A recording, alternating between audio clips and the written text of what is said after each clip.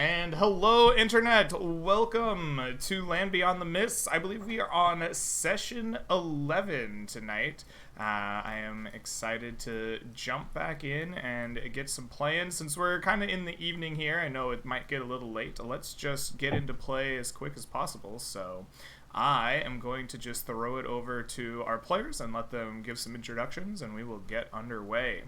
In the order of the cameras that I see them in my call, that's going to start with the Broken. Welcome back to the Miss, my friend. Why don't you give us a little introduction about yourself and your character? Yeah, my name is the Broken, and my character Garrick. He's the barbarian. He's been through a lot this season. You know, he was tied up and probably gagged and probably tortured a little bit, and he saw a few of his friends die. Probably didn't see them die. Maybe he found out that they died, and he a bit of a coward, gave up a lot of information, to save his own life, and he was able to get away from that near-death experience. It was a little crazy. Mm-hmm. Well, now he's trying to get back in the good graces of just everyone at the tavern, because he feels kind of bad. He feels a bit guilt-ridden, bit of survivor's guilt sort of thing. Absolutely. Well, hopefully we will see you earn your redemption here, at least for yourself. Excellent. That brings us over to Horo. Welcome back to the Miss, my friend. Always good to see you. Thank you. Introduce to us your new character you brought to the table. Sure. So today I'll be playing a wizard, a cleric. Completely different, right? Yeah. I will be playing a Firbolg cleric. My character probably came from around the forest of Rimview. He was deserted by his little family of Firebolgs, and yeah, I look forward to exploring a new character and see how he develops. All right. Excellent. Short and sweet. I like it. I'm interested to see as well how he develops. That brings us over to Shadow. Welcome back to both yourself and your unforgettable character. Why don't you go ahead and give a brief introduction, though, just in case someone may have missed the last episode. Yeah. Right. Hi, I'm Shadow054 on Discord, Scarlet Shadow on Twitch, and today I'll be playing Fizzle Spark McAwesome Sauce. Small-statured gnome with fiery black hair and yellow robes, and a yellow topaz crystal hanging from his neck. He is a wizard, an abjuration wizard, and he came from a conclave of lesser stupid and more ignorant wizards who could not see his greatness or potential. And after learning all he could from those miserable sacks of parchment, he decided he must venture out into the mists in order to find true power, glory, and individuals that could almost achieve his level of awesomeness, because one has to have something to aspire to. Draw. Excellent. Well, you are on some such mission today. We will see if you can find some sweet powers of your own out here. Excellent. Last but most certainly not least, welcome to Temer. Always happy to have you play with us. Why don't you give yourself a quick introduction here and the character you brought? Hey everyone, Tamer, I brought a character, Shifta. Basically kind of a human fighter. He last minute kind of addition threw him together. Think of like all edgy stereotypes from movies, and then that's pretty much him. There we go. Excellent. Let me sell the illusion. There we go. Shifta playing as Temer today. Very good. Well, I appreciate you filling in on kind of short notice. I'm glad that you were able to get some opportunities to play with us, and yeah, I look forward to seeing your character as always. So, the four of you are gathered around here. It was, as I alluded to, excuse me, apologies. It was, as I alluded to, Fizzle Spark McAwesome Sauce, who brought this motley crew together here to work for the Arcanium Council. Fizzle Spark, why don't you begin us off by telling us how you brought this crew together and what it is about the Council's mission that intrigued you, how you selected it here. Fizzle Spark was intrigued by the Council's mission because they're looking for, I guess, research. Mm-hmm. Or I think that they're seeking a book, if I remember correctly. Yes, but a book about a ritual, but also They're not sure if it's a ritual. I don't know. And he decided this sounds like a pretty decent mission. This sounds like something I could get my eyes behind, something that can maybe gain me some extra power.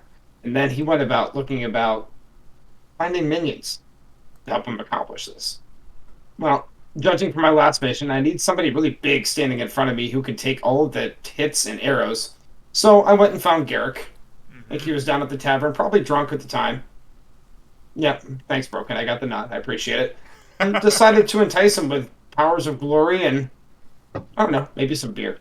And then he decided to look for somebody who was sharp of eye and sharp of wit. And he went and found Shifta. I don't know, where would I have found you, Timmer? You would found Shifta kind of like outside the pub, brooding, in a dark corner somewhere. It's maybe too cliche to be inside the pub himself to be drinking, so he's outside. Yeah, and he's just kind of like standing there, kind of dwelling on how nobody can understand him, and thus and thus. I think then Fizzle Spark would have came up and offered you a job and a mission, but totally told you he didn't want you to accept it at all, and that you probably didn't want to do it, and then walked away, and then turned and looked around and saw you following behind me, and then turned around and smiled. It writes itself. That's pretty much exactly word for word. Thank you. Then after that, I needed somebody to assist me in magical areas, because let's be honest, the Arcanium Council wants a missing book, but maybe I can't do all this myself. And so therefore I would have went down to find somebody else sturdy who could stand in front of me and take more hits, because let's be honest, I don't want to get hit at all. And so therefore I would have went and found, I didn't catch your name of your character. It's gonna be Norbert. Norbert, got it. So I would have went down to the forges and found Norbert, probably banging away on an anvil with a hammer or something, forging himself some armor. Would have went up to him and said, "Hey, looks like a strong lad. You have interest for a job?" Yeah, of course. If you say just lead the way or something along those lines, I think Norbert would just leave his work mid-work and he would just follow you. Just leave it in progress. I love it. Yeah. I won't even give him a description of the job then. I'll just walk up to him and ask him for a job, and when he follows behind me, I know that this is the party for me, because it was meant to be.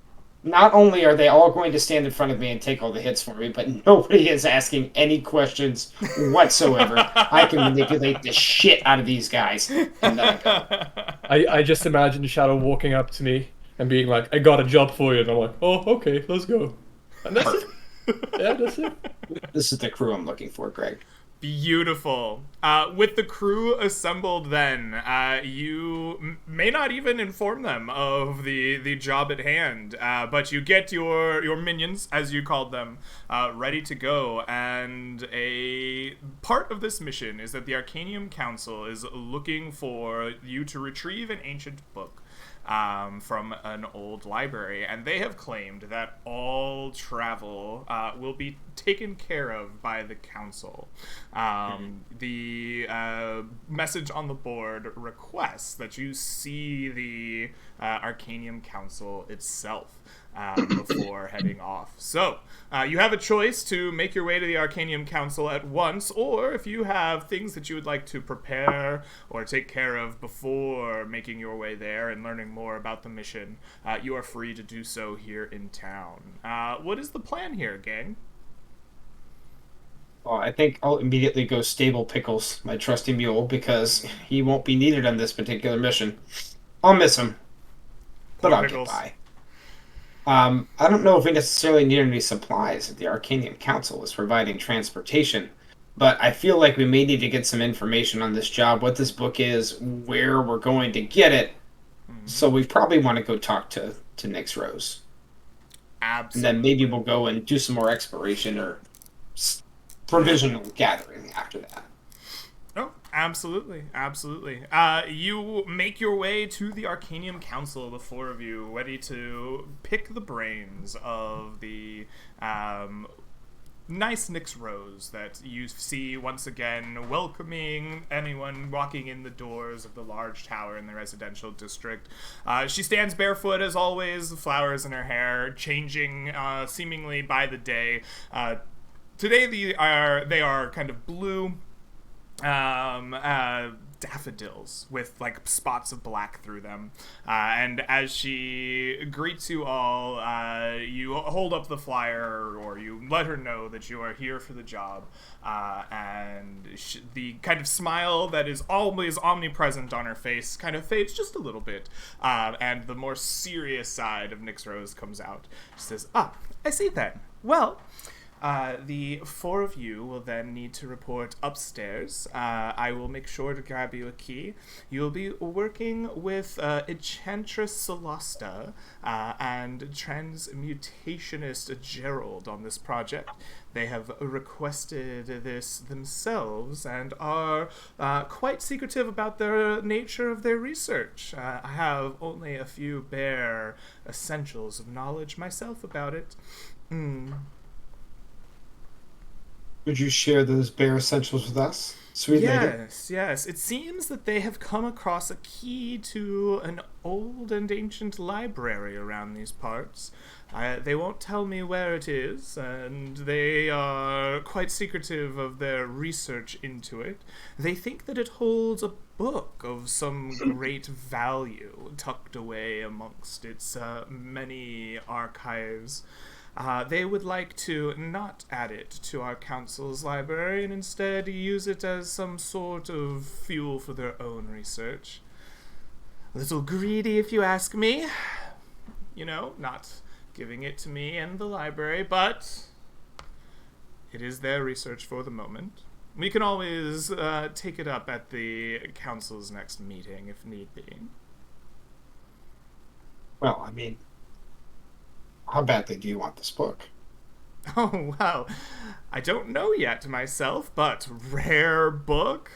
Fueling research of both an enchantress and a transmutationist? I mean, it must hold tremendous secrets. Perhaps it would be an excellent addition to my restricted section. I have yet to have much in the way enter those halls since we came out here. Bear that in mind. She gives a, like, the smile doesn't leave her face. She's just always kind of a joyous looking person here in the tower, but you can see a air of mischievous kind of flare cross her face and her eyes as her smile kind of turns upward a little bit at your words. Nice to finally meet you, Nix. My name's Garrick, and I was told there was free beer, so I'm here. You know. Oh, well, I unfortunately cannot provide you free beer myself. Hopefully someone else will be taking up that end of the bargain. Wait a minute, Fizzle Spark. You promise him free beer and nothing for me? I didn't ask for it. I'm buying around for everybody as soon as we get back. Don't you worry. Don't you fret. Okay, deal. Okay. That's a good deal. I like it. Wonderful. Well, perhaps we should go up and speak with this Enchantress Solasta and Transmutationist Gerald and get some more information, and then maybe go somewhere else from there. We'll see. Oh, well, we'll see if they let you out of their clutches. I have a key here, and she produces from behind the counter that she works at a simple silver key, not much in terms of ornamentation upon it. She says, "This will unlock the door to the stairs up behind me and to the left, to the central portion of the tower. The key was also magically bound to the rooms that you are permitted. You will find that if you use it on any other door here, it will not be able to open and will become stuck. So I suggest that you only use it on this door down here and the door selected by Enchantress Solasta herself." She takes out a quick pen and, rather than writing with it, kind of like mumbles something, and the pen jumps out of her hand and starts like creating a picture on a blank piece of parchment, which she then picks up to hand to you. It's a small symbol of the school of Enchantment, the School of Enchantment. If you are familiar with the magical symbols of the different schools, you will recognize it immediately. Otherwise, it looks something more like a burst of light as it's been sketched out with kind of a radiance around it. She says, you'll find this upon the door. I believe it is only a small climb up the stairs on the second floor here. Thank you much. Good luck. Thank you. I will start shuffling my companions down the hallway and ask them, is there anything else that we need before we go? I have a feeling that we won't be able to get back into the library until we return. Well, it would be nice to have just basic supplies. Does anybody have a rope? Does anybody have, like some torches if we're going like into an unexplored, dark building or something? I have a few torches on me and some oil. Perfect. I don't think I have any rope on me, no, but I got Oil, the perfect. hammer. Sorry, oil and torch is the perfect thing to bring to a library. You got it. Nothing could go wrong for that. Nope. Do we need to get rope? If that has rope, hempen rope. Looks like we're covered. Anything else? Sorry, did they say anything about the library? Is it like an old abandoned library somewhere, or like do we have no knowledge whatsoever? I think we will gain that knowledge when we speak with the Enchantress and the Transmutationist. Yeah, I think Celeste might have that information. As much as I would like to gather more information, I think there is nothing there for us until we talk to them. Okay. Yeah, I guess that's it for the time being then. Yeah. All right, great. We will head down the hallway to the aforementioned door. Yep. I will open it with the silver key. A satisfying click kind of resonates, not throughout the entire area, but just softly to you yourself holding the key and maybe your companions. The door will begin to swing open on its own, revealing a nice kind of central staircase that you can see spiraling up through the tower. The first floor is less of a nice, easy climb than you expect. The staircase goes up probably 40 or 50 feet before you reach the second floor, whereupon the door itself is not locked. You may just kind of push it open, revealing the second floor, upon which there are hallways kind of spreading out in multiple different directions from kind of a small, what you would expect to see kind of like a waiting room, almost like in a doctor's office. There is a small rug that is fancy and well lined with, really intricate needlework, kind of mirroring the image that was drawn on the paper for you around this rug. Mirrors hung. You can see candles lit rather than torches or some kind of magical light. The candles burn smokelessly and emit a nice, even, pale light throughout the hallway. But there is a pleasant aroma kind of wafting through. It reminds you of your favorite childhood meal, each of you. As you kind of smell it. The hallways extend in multiple directions. You maybe take a moment to look about, and you'll find a number of potential doors leading to who knows what throughout the tower. One of which, of course, holds this symbol emblazoned upon the center of it, looking much like a burst of, light with the symbol of enchantment upon it. Garrick looks very wide-eyed. He's just like never been in a place like this. Doesn't know much about magic, and he's just sitting there thinking, "Damn, I'd hate to get lost in a place like this. Trying to find the bathroom." Ugh. Do it in a corner like a normal person. Heathens. I will look around. Are there more magical symbols? Maybe I know this one is relating to enchantment. Do I see them relating to maybe other schools of magic on these doors? Yes. If you are familiar with the symbols of the schools of magic, you will find one from all 9 schools of known magic in various hallways. Not all of them are in this same hallway that you've found the one with enchantment, but all 9 are represented here. Only 2 are repeated. Necromancy is repeated, and illusion is repeated. Sorry, I know that divine magic still has the same schools of like enchantment, necromancy, whatever, but does any of the like, doors or whatever look divine in any sort of way? No, Because there are no iconographies of religious import or of kind of like the druidic nature of the world. While the magic comes kind of from this. The magic comes from different places. It works in the same way. This is not a chamber that celebrates magic coming from those locations. Here, it is very much the arcane teachings of how to access these magics, and as such, these are the icons that you see upon the doors. Perfect. All right. If everybody's done looking around, then I'm going to go to the symbol of the burst of light. The details enchantment. Mm-hmm. And I believe she said the key would open the door. And it will, yes. As I will soon open as you place the silver key in, you get that satisfying click. The door opens up, and you see a simple room with a fireplace made of marble on the back wall that you see as soon as you step through. On the center of the room, you can see like where a rug and a nice table, maybe some bookshelves, it looks like a room that was a conference room or a meeting room of some type, but all of these items have been moved from the center of the room and placed kind of in a pile in the corner, and there is a small magic circle, mostly finished but clearly lacking some finishing touches, drawn in their stead.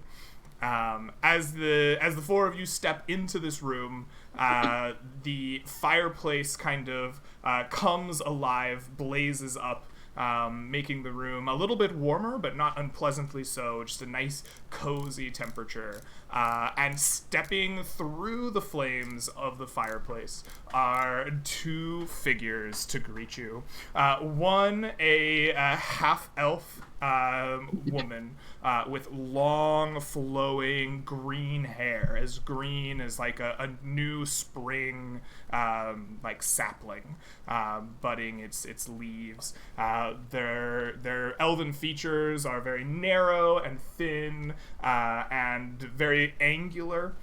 You can see that in their face and in their body and in all of their features. They walk with that kind of almost ethereal nature of the high court of the Fae as they enter in the room. Following in behind is a male dwarf with a long gray beard hanging down well past the dwarf's knees, braided in three long different braids, each of them containing rings of various metals of different colors woven throughout them.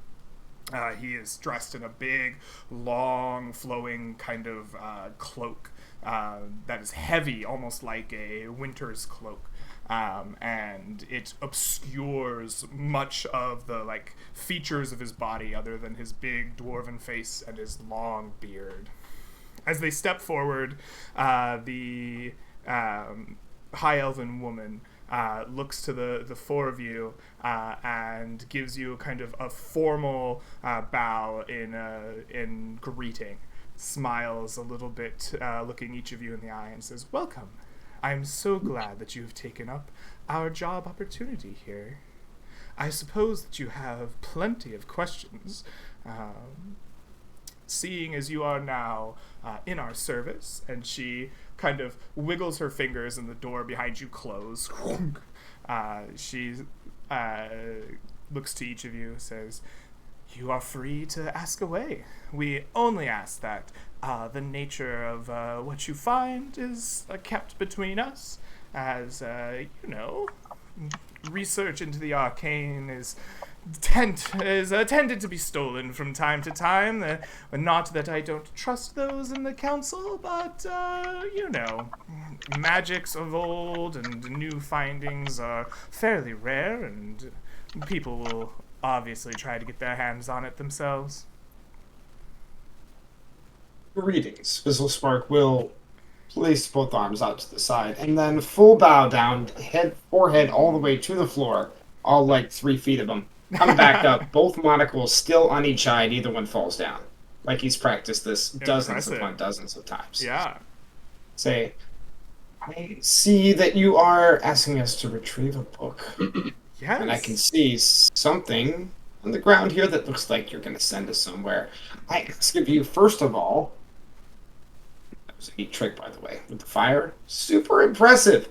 Why are you sending us to do it instead of yourselves? Oh, well, we find that it is more important that we have the book itself, and we're not really sure if we can get you back. It's an experiment more than anything. This key that we have found, that you have pointed out on the ground here, is less of a physical thing in a physical place, and more of a arcane key, one that our combined studies, she looks to her companion, may have found. We think we can send you to the first library, and rumor has it that inside the first library is the first spell book of wizards, the first one to have ever been recorded, and is held there in secret.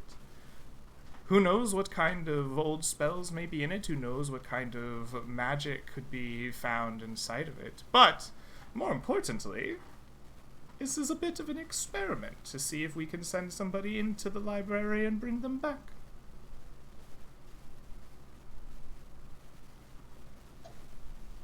Interesting. You say you're not sure if you can bring people back. What leads you to believe that you may be able to do so? What research have you done? This particular key we see. Magic in this kind of sense is like a doorway, according to my colleague here. It opens for a period of time and then closes again. We should be able to send you there, and for a period of time, that doorway should remain open. Should you be wanting to, you could simply walk back through it. We just require a bit of magic on our end to make sure that you come to the right place. Thus, the symbols on the ground. The caveat is, magic doors are a bit unstable, especially in places like the first library. Time is a strange concept. Who knows how long it might be open? Thus, the experiment should be very interesting, don't you think? Yes. Should it close on the other side, is there any way to contact you so that we may try to reopen it?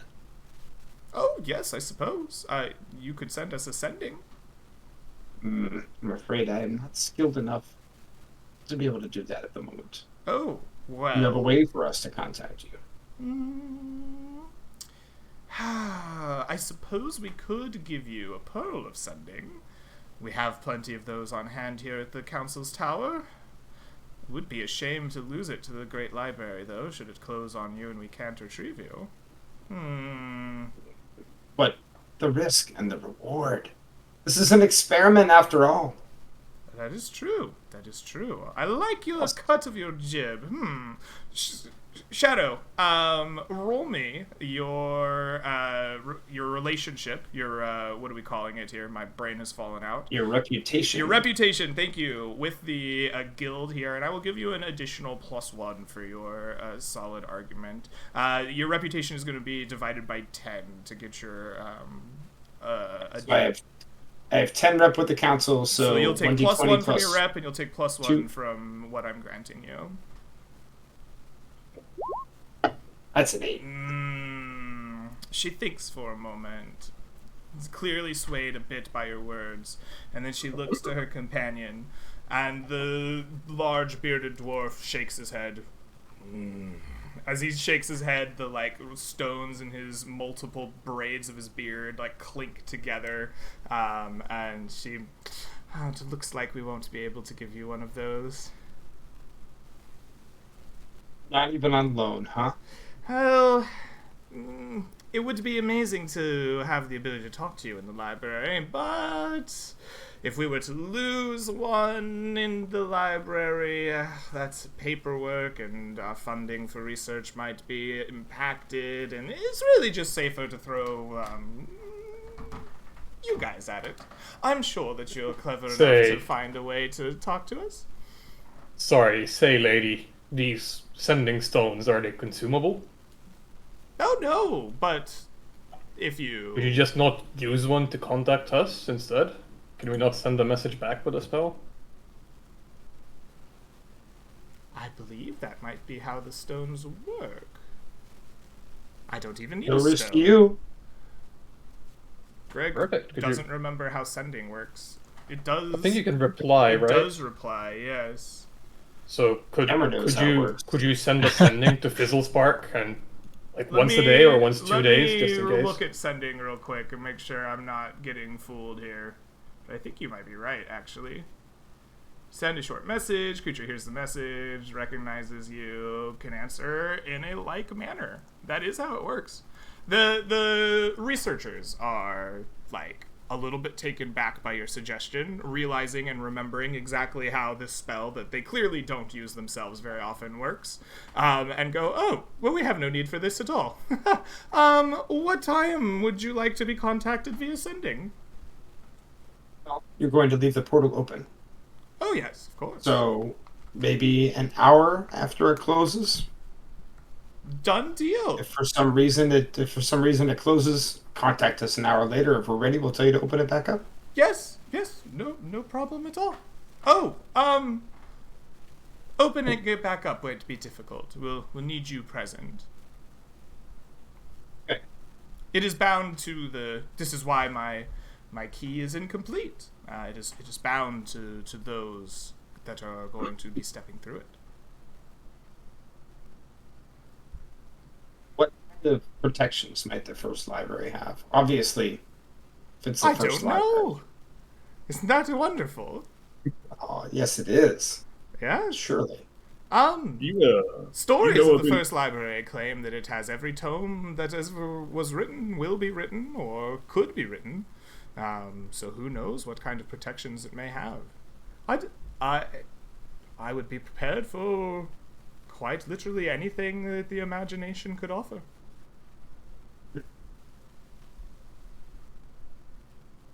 Any questions from my companions?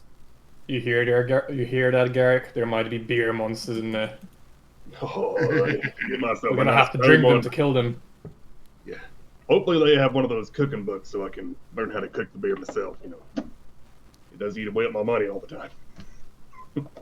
I mean, if these wizards are as smart as they say they are, they must have a book about beer, right? Oh, magical beer, think about it. Open up my own shop. You don't know what you're going to drink. You might die, you might pass out, you might just turn yourself into another realm. Who knows? Like a good time to me. I'm ready. You all are. Never been through one of these weird portals before, so I'll It's gonna- I'll go bump Shifta. Any questions from you? If the just nods or just shakes his head silently. I saw that if nobody else did. Sorry, Okay. I just have one question mechanically of what we would prefer to do. As a Forge Cleric, I currently have a +1 on my armor from my special ability, but I would be able to give the +1 to, let's say, Shifta's bow or Garrick's sword. If you guys would like me to do that, please let me know. Otherwise, I'm going to keep it on my armor. you can't give a +1 to a magic sword, can you? Or a magic weapon. It has to be with a mundane weapon. I'm pretty sure it has to be with a mundane item. That is correct. Yeah, I can just use my sword. You can get the bow, the Tim. Yeah, non-magical objects. Yeah. Yeah, give it to him. That's fine. I'm fine. Got it. If my companions have no more questions, then we down to the nitty gritty. You want the first spell book of wizards? Oh, Do you yes. have any information what it looks like?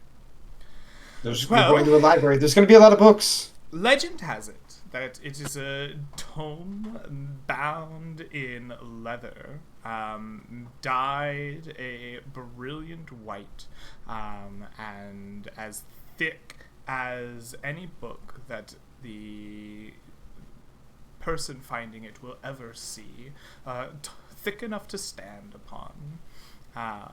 The book will, of course, have a guardian, the image of the wizard who first crafted it.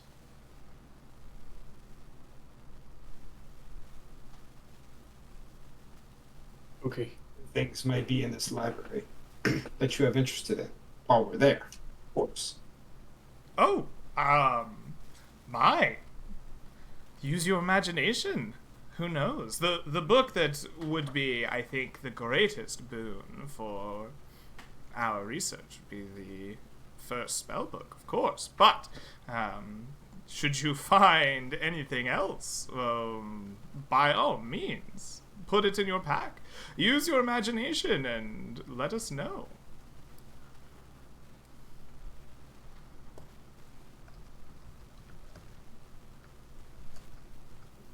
I'm gonna look Do we know towards any- sorry, Go ahead, towards Bart. Fizzle Spark, and I'm gonna be like, really, 20 gold for the very first spellbook in the world? Take the Well, jobs when they come. here's the deal. We want you to retrieve the spellbook, and if you do, perhaps we'll give you a reward befitting of it, but it's more about whether or not you come back. That's what we're really interested in.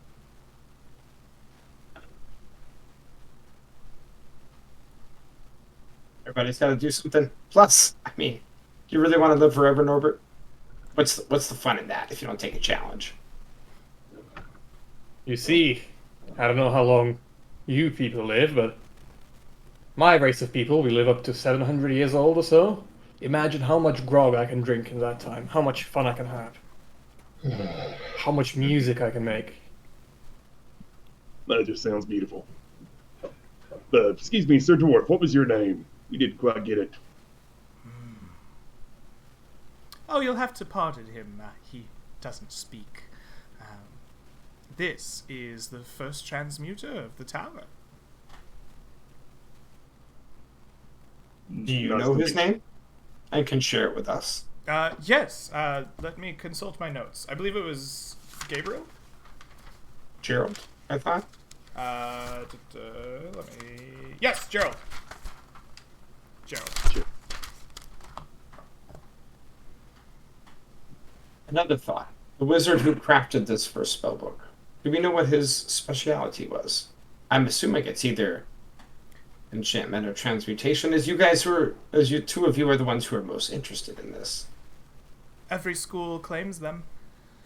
There are stories about how they were enchanters, illusionists, transmutationists, evokers, necromancers.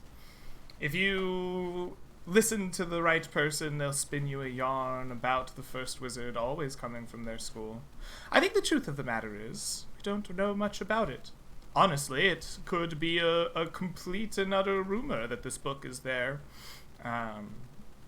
But just simply being able to go to the first library, well, that would be incredible.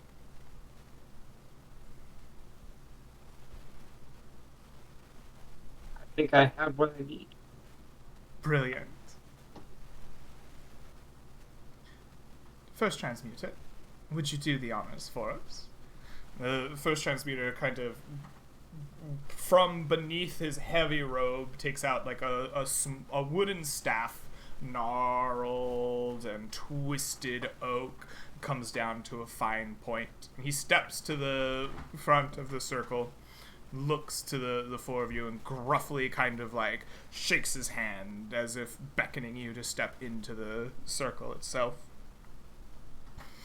I'd like to take a good look at the symbols that are on the floor just to see if maybe I'll be able to remember them on the other side, in case, I have to get us back. Absolutely. They are complex runes of magic. You perhaps have seen similar things in your own spell book and in the workings of magical rituals before. This is the language of magic. As it is written out in the tradition of arcane wizardry. You do your best to memorize these, but this is clearly the work of masters of their craft that are, creating a very complex magic. If you have ever seen a magic circle, a teleportation circle before, or anything of the like transcribed, the symbols will remind you of that experience, though they will, of course, be a little bit different.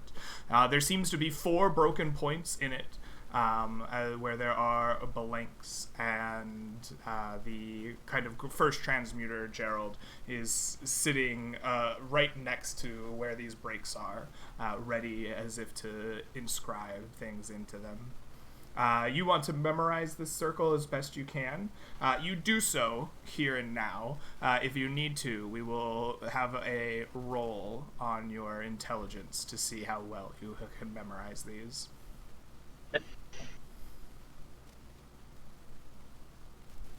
All right. Sorry, as we kind of go towards the circle to step in, I'm gonna pull out just a tiny little hammer from my pocket, and I'm gonna give it a bonk to the shifter's bow, or crossbow, I should say, without maybe even him noticing it.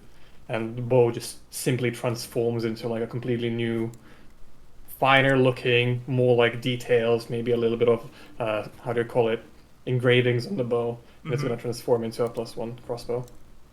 Beautiful. All right. After having very bad eyesight, or great eyesight, but only like limited range of eyesight, notices nothing. And just continues on. I do it on the blind side. I do it on the blind. All right. Excellent. As each of you step into the circle, the transmuter waits patiently, and Celasta looks to each of you and asks for your name. As you give your name, she nods her head, and the transmuter begins to put in a symbol, carefully drawing with his oaken staff, and you can see the ground of the floor you're standing on itself kind of twisting like oil and paint at the edge of his staff, forming the last of the runes. In each of the 4 breaks goes the names of each of you, and as that happens, he steps away, taps his staff upon the ground, and Celasta evokes a spell from her lips in Elvish.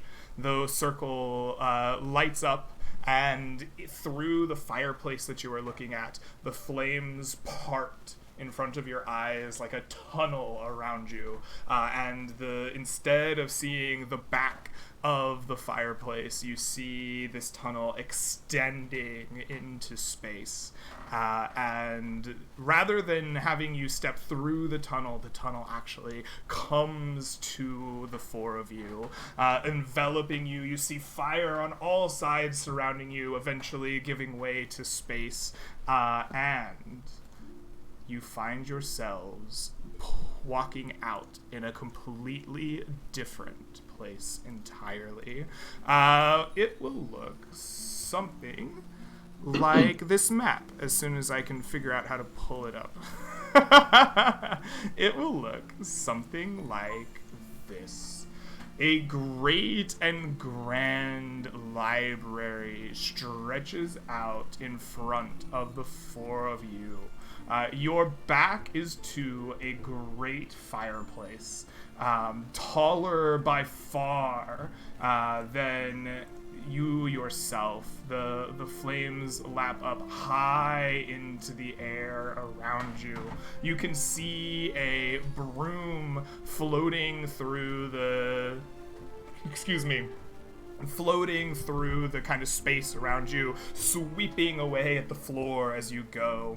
Chairs made of green kind of leather and wooden legs tower over you like a like a building almost, and huge wooden stairs, like a mountain, spiral up from your right into the space beyond. All around you, this library is enormous. I want each of you to tell me what your passive perceptions are as you step foot into this grand library. 15. 16. 13. 16. 16 for Horo, 13 for Shadow. Broken? Well, 13. 13. And 12 for Temer. Yeah. Beautiful. Norbert, you perhaps are the first to realize this, as you are more attuned with the natural order of magic and the way things are. You look to yourself and to your companions, and you look as if you are made of paper. Sketches drawn of what you were and who you looked like before you stepped through here, as if you and your companions have walked off the page of a paper itself. The rest of the library does not have this appeal. It is wood, it is everything, but it is grand and big and large around you. And as you look around, you will find a man behind the broom, leaning on the bottom corner of one of these shelves, like leaning on the wall of a big cliff, with a large brimmed hat, and like a simple shirt. He too looks sketched, as if they stepped off the page of paper themselves. You take a few moments to catch your bearings, but you are the one to probably bring this to the attention of the group, or what do you do with this information? I feel like the first thing when I noticed that, I kind of looked probably directly at my hands and look if there's any writings, or is it just like paint and that's it? Is it like a paintbrush, or like how does it look like? I suppose it could be however you would like it. Are you a painted figure? Are you a hand-drawn sketch from a pencil? What are you, like, folded? Are you an origami of paper? What do you look like? I feel like my character, because he's a fireball from like a, how do you call it? Not a band, but like a camp of fireballs. He could be like a very primitive painting, like a cave painting kind of thing, and he's not going to look very detailed or anything along those lines. Mm-hmm. And he's just going to freak out a little bit, and he's going to alert the party to the way he looks, without probably even noticing how the other ones do. All right. As you are alerted to this, the rest of you begin to realize as well that you and your companion look as if you've stepped off of a page, drawn, folded, painted. As you look, you are drawn as you were before you stepped here, but you are clearly, seemingly made of paper. Whoa, what kind of woobly magic is going on over here? Hey guys, is that you? I'm sitting here trying to, look at people like, oh, you guys look so weird. I think we should step away from the fire. Just a hunch. Probably a good idea. Yeah, good idea. Yeah, Garrick just he just mesmerized at what everything looks like. He's kind of walking around slowly for the tables. To keep. I think Norbert is kind of going to look towards Fizzlespark. If he's not saying anything, he's going to step a little bit closer towards the gentleman next to the broom, and he's like, "Excuse me, sir." What? Why do I look like paper? Why wouldn't you look like paper, eh? That's what We're we not. all look like round here. What store are you from? Wait, are you new round here? Did you just get written? Yeah. What do you mean get ridden? Well, of course you were written. Or drawn, or whatever. We are the books. Characters, people in them. Your books kept as people in them. Right. What story are you from, friend? I'm from a strange one. I'm a wrestler of animals. I bet you couldn't wrestle that animal, and I'm going to point towards Garrick. Yeah, Garrick probably. Oh, I don't wrestle the people. I wrestle crocodiles. I wrestle kangaroos, snakes, all kinds of crazy things. I wouldn't be much in the way of a fist fight, but I'm a tamer of exotic creatures. You know, I'm a bit of a lover of animals myself. Maybe we could have a few pointers on what kind of animals we met, but we're kind of busy looking for a few things here. Well, by all means. Take a look around, eh? What do you wrangle around here? Well, I have my eyes set on a particular creature. He kind of leans in a little bit as if he's gonna whisper, then realizes you're kind of far away, and he goes, "Bookworms!" What ones? Bookworms! What else would you think would be the pinnacle of creatures? I don't Do know, they eat the probably books around humans. here? I'm sorry, I really couldn't hear you over there. This broom is just giving me all kinds of too much noise. He just starts walking forward again, so he can stop shouting at you across the room. All right, what'd you say? Do the worms eat the books? Right, you are. Where have you found them? May I ask? Jerks a thumb over his shoulder, down the aisle that he was standing near. There's oil here. It's infected. Say, what's your name? I don't want to call you hey man every time. I'm Dundee. Had a hunch. Say, these, you know, we're made of paper, right? These worms, are they dangerous to us? Almost definitely. Ah, shit. Dangerous things are around here, Dundee. Well, other than the bookworms, I'd say the librarian. Bit of a stickler for running around outside of the covers. Don't worry though. You'll know when she's around because the whole world's gonna shake and tremble. Well, I don't think she can be that big, can she? Or Just very by big. This here is like a mountain. You have to climb it, conquer it, in order to get to my book. She can just stand there and grab it.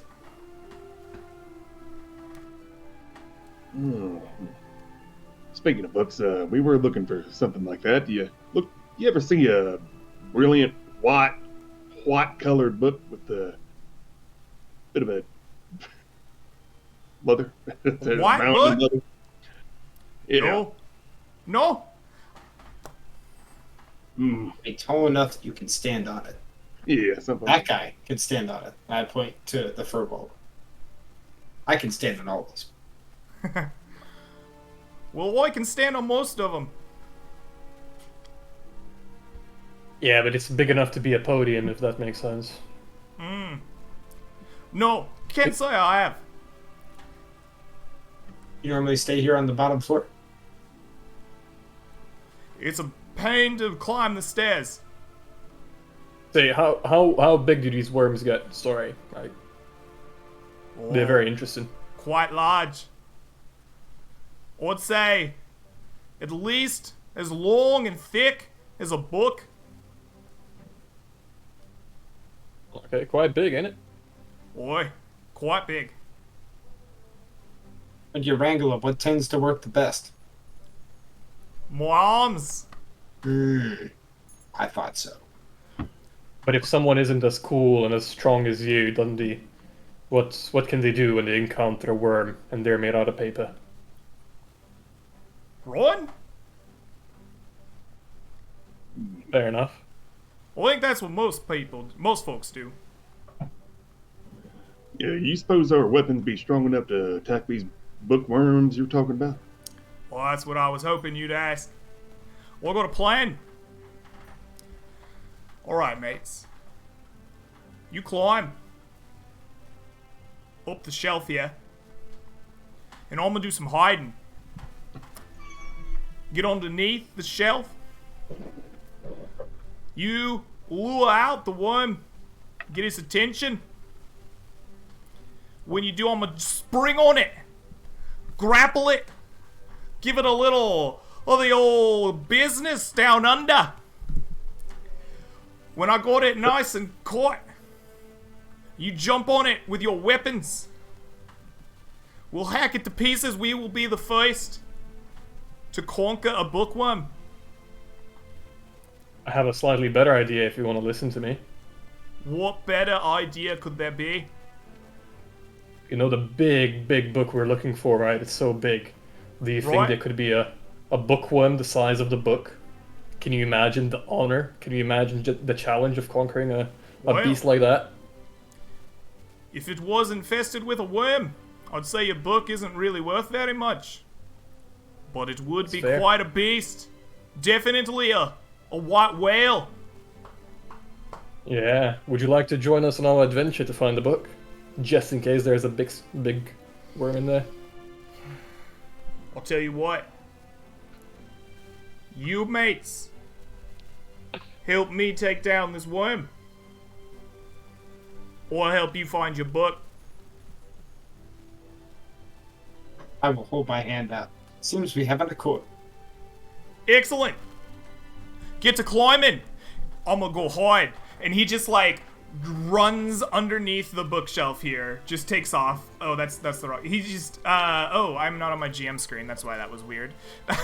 He runs off and like baseball slides and like disappears underneath this bookshelf down here.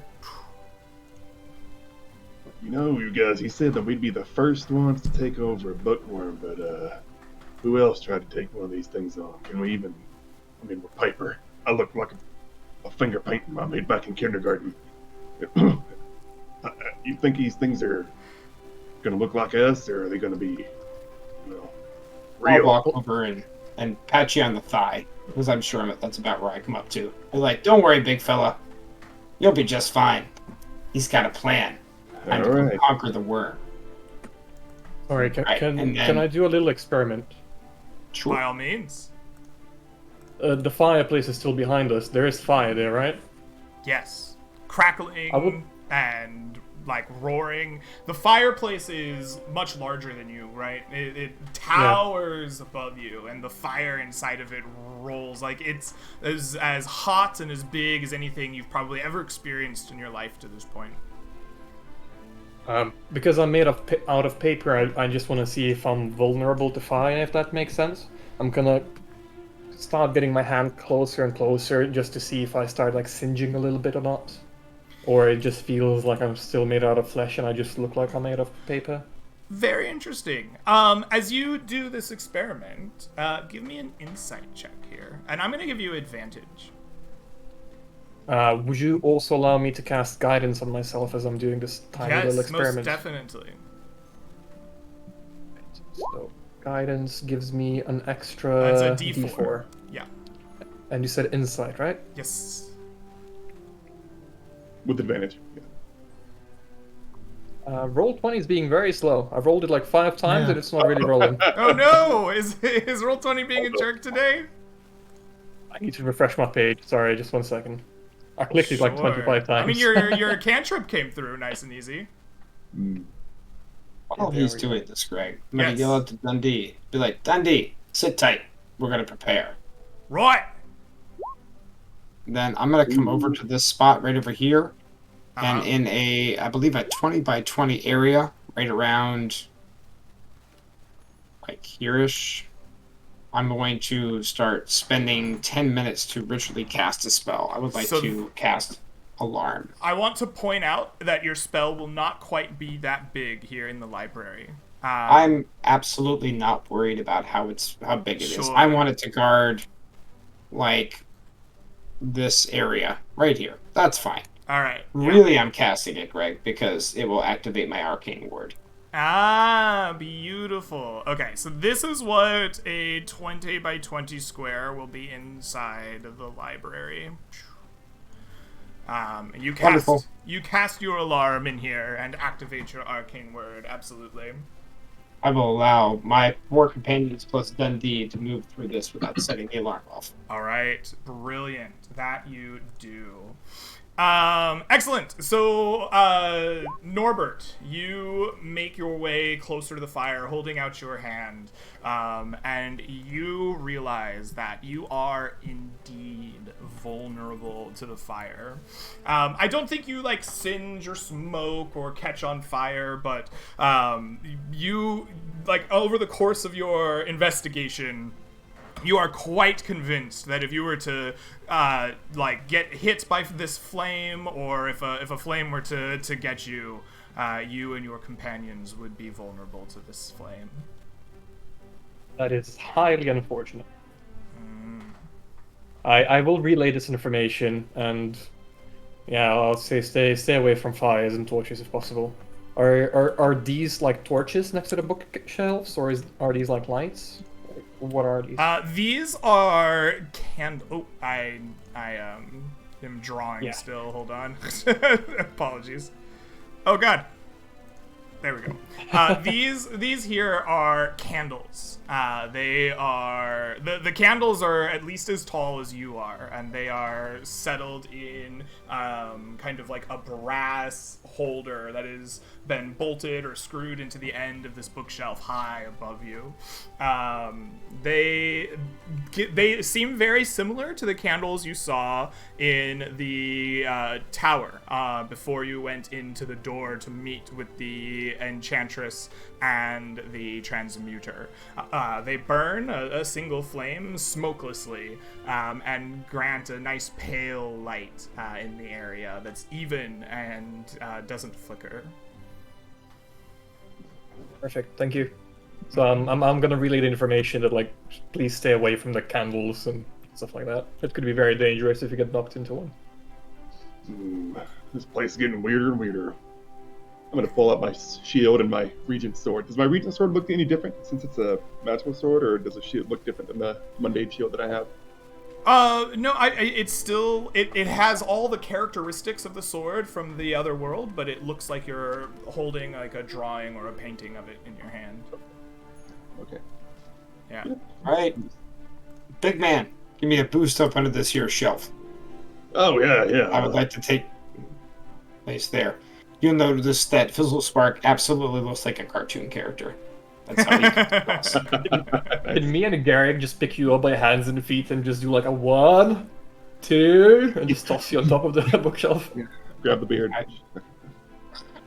Okay. Yeah, I'll put my hands I will together and I'll be like, lever myself up top there. How tall is this shelf, Greg? The first shelf is going to be like a 10-foot equivalent up to like reach the bottom. The shelf above that, like the books will stand like a good 20 feet high as they're stacked neatly in the shelf. The wooden shelf above those books is about 30 feet. jeez. Oh, wow. The bookshelf itself is kind of like a large building or a small mountain standing above you. Sounds good. I think I'll plant myself probably on the first shelf. I don't want to fall down too far. Sure. You're gonna plant yourself on the first shelf over here? On this one here. Over on this one. Yeah, alright. Yeah, you do. You see books lined up, neatly stacked on this shelf. You have to like kind of crawl your way up or get boosted up onto that like first ledge of the shelf. The spines here look pretty okay. They are intact, a little dusty maybe, as if they haven't been moved in some time. But there's no markings or pock marks on them. There's no holes where a worm might have chewed through the binding here in the back. The books here look fairly mundane and safe. Boys, get in position, and then big man. Try to spook him, and then run back. Oh yeah, of course. I'm gonna just start creeping my way along the bookshelf. No, big man. The other side of the shelf. Oh right, of course. Yeah. Shifter, get in position. Can't see him from there. What direction are they coming from? You saw Dundee disappear underneath this bookshelf over here. Probably coming back this way. Yeah. Are they coming down the line here? Can I roll a stealth check to see if I can find them first? Oh, I guess try to find them. Dundee, you saw him baseball slide like underneath the gap of the bookshelf and the floor, kind of opposite of what you helped Fizzle Spark achieve on the other side, where you lifted him up to on top of that first shelf. And he is you saw him disappear, and he responded to a question from somewhere underneath this bookshelf.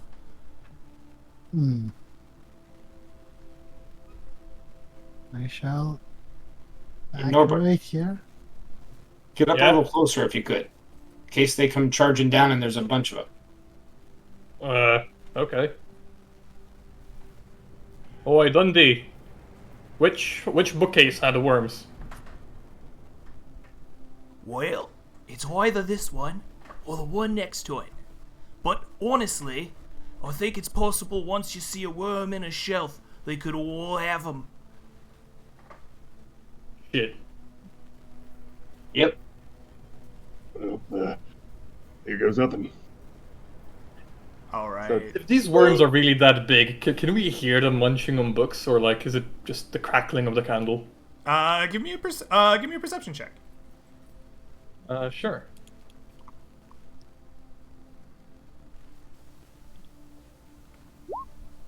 A 15. You can indeed, Norbert, as your friend or companion, who I don't need to presume friendship here, begins to make his way down this hallway, creeping forward, looking for worms. You put your ears, you like cup your hands behind your ears. You've been listening hard, and sure enough, you hear munching of paper as if being torn and eaten from over here, on this second bookshelf next to where Dundee is hidden. Yeah. I'll be like, hey, Garrick, second or third shelf. It is on. Well, I mean, it's hard to get the shelf itself. The space is so large. It's not on the first. Yeah, I kind of point towards that when I say that one. I'll give him a nod. I'm trying to be quiet, and I'm gonna. Can I roll a stealth check to see if I can try to sneak out on this thing? Absolutely, yeah. How do you sneak? Like when you're approaching this bookshelf, what does it look like as you try to avoid the worm detecting you? I'm sort of like trying to, because if I'm paper, I'm probably trying to like flatten myself against the bookshelf while I'm moving along it. So like it's sort of like kind of like you put up putting up against the blank. Alright, sliding against the edge of the shelf. Yeah, alright, absolutely. Go ahead and give me that stealth check, man. Okay. Ooh, it's a normal roll.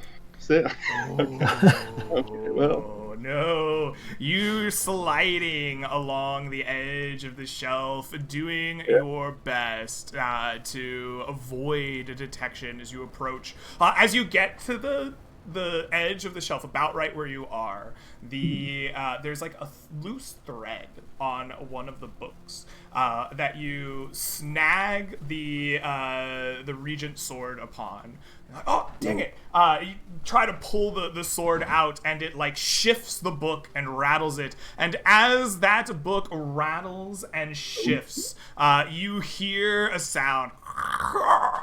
And coming out from the binding of one of the books on the second shelf is a large, disgusting worm with a mouth full of paper. Not a purple worm. It comes bursting out of the pages that it was munching on. It's like weird eye sockets made of like that kind of slit in between the flesh just kind of opened up. Look at you. You stare into the void of a bookworm's mouth. And I want everyone to roll me some initiative. We don't get a jump on this worm? Nope, failed the Yeah, stealth check there. It is Yeah, aware. actions, but we didn't. Makes sense. So how big is this worm are we talking about? This worm is a large-sized creature in comparison to you. Essentially, on this map, you are tiny and it is regular, but because of the like relative sizes, we're gonna just call it large. So if we fit in 5x5 cube, he's like a 10x10, right? Yes. That is exactly what you should be seeing on the map here. That each square of this map is 10 by 10, and he fits in that square. And you are a little bit short of one. We will add a bookworm to our initiative order here. Bookworm is a 6. It is not a particular quick mover here. The first person to go as this bookworm appears in the space above our brave Garrick is Shifta. You're sitting like behind this broom that's still just magically sweeping along, enchanted to do its thing, right in front of you. What do you do? Immediately he steps forward just to make sure it is legal. Yeah, just in front of the broom, I suppose. Okay. And he shoots off a crossbow into the worm. Hopefully he has a good enough sight from there. Absolutely. You may. He has sharpshooter, so it shouldn't be a problem. Okay, perfect. Go ahead and give me your attack roll here. Remember that you do have a +1 from your Forge Cleric.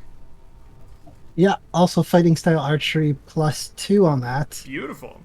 He'll take a -5 on the sharpshooter for +10 to hit. All right. That is a 15 in total. That will hit the worm. Go ahead and roll. Sorry, that some should be damage. 16, because you don't have the +1. I can see from the war cleric, right? That's a 16. Either way, it will hit. Yeah. Ooh, 16, awesome. And I shall have 10 on top of that. All right, your bolt fires out a sharp line of paper whizzing through the air. It like slices through the flesh of the bookworm. Garrick, you see like a large paper cut open up on the flesh of this worm. As it kind of turns its head to look down the hallway towards you, Mr. Shifta. I see that. I've used my action, and I believe that's it for... All right. Norbert, you're the next to go, having seen Shifta cut this thing with his paper. What do you do? I stop for just half a second to look at his wound. Does the worm look made of paper or just us? No, the worm looks to be made of flesh and blood. A large bookworm that eats the books here in the library. A parasite. Yeah, so Norbert is first of all gonna make a very bad attempt at copying Dundee's accent, and he's gonna be like, "Oi, Dundee, go time!" And he's gonna run forward as well. No, he's actually gonna Sacred Flame and keep distance for now. Okay. You are going to Sacred Flame. That means we need a dex save from the worm here. We will see that it succeeds. Your magic laces out. You see like a paper version of the sacred light of your god kind of dance around the worm as it kind of slithers and slides through and around the paper, not being injured by it. Okay, that's it. I'm just Fizzle waiting Spark. for Dundee to pull out. Yes, absolutely. Fizzle Spark, you are like seated atop the like first ledge of the bookshelf here, watching this go down. What do you do? Going to immediately hold out my holy symbol, or my arcane symbol, and I'm going to go boom, and I'm going to cast Toll the Dead. And I wonder what that looks like in paper form. Maybe like a quick like flutter of like, you know, a book like slapping open or something like that. Ooh, Maybe a I book like dropping that. from a Yeah, shelf. it sounds like a book like closing maybe like. Like, yep. Yeah, I Exactly. like that. Okay. It needs to make a wisdom save. Absolutely. me double check notes. The creature will successfully save against the toll of the book. It slaps through the library, echoing around you, but the creature shakes it off, the worm unfazed by its favorite food. Yeah, that's my turn. Okay. The bookworm acts next. The bookworm raises itself up, eyeing a particularly tasty and feisty meal below it, and it will lunge itself down towards Mr. Garrick. Garrick, does an 18 hit you? Yep. Excellent. Please take for me.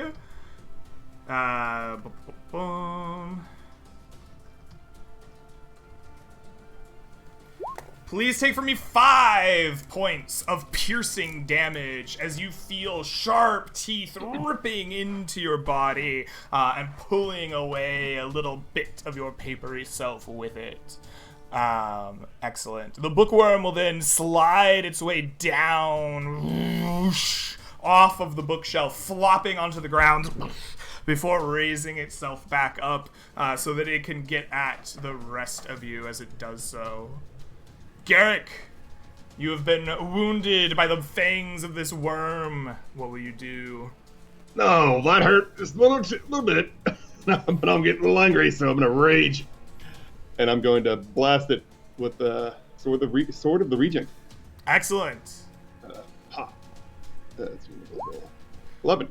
Ooh, with an 11, you will miss. Your sword lashes out at the back of the worm, but its segments coil up, and your papery sword are unable to slash through them. Yeah. Oh, damn it, I didn't get it. All right, at the end of your turn, before Shifta has a chance to go, you hear a war cry, Crikey! And out jumps the wonderful Dundee from below the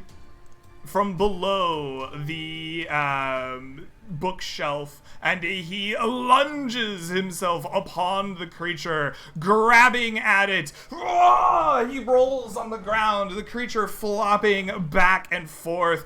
For a moment, there is a tense struggle, and the creature is held, grappled by Dundee. He's like, right, boys, get him! Now's your chance! Shifter, I love it. what do you do? I shoot another arrow. Same. Absolutely. hits. You will have advantage as you roll this time. Cool. Also, -5 to +10. Okay. Wonderful. Beautiful. Their Nice. arrow will hit for sure there. For another 18 points of damage. Your arrow ripping into flesh. Dundee excitedly shouting, "That's it! That's it! Get him!" Magic bonus. Yes. +1 to damage as well, yeah. Yes, you're not wrong. I don't think we included the magic bonus on his previous one.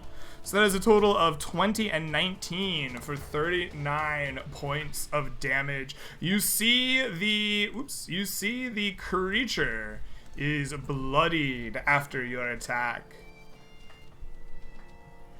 Norbert, it is now your turn.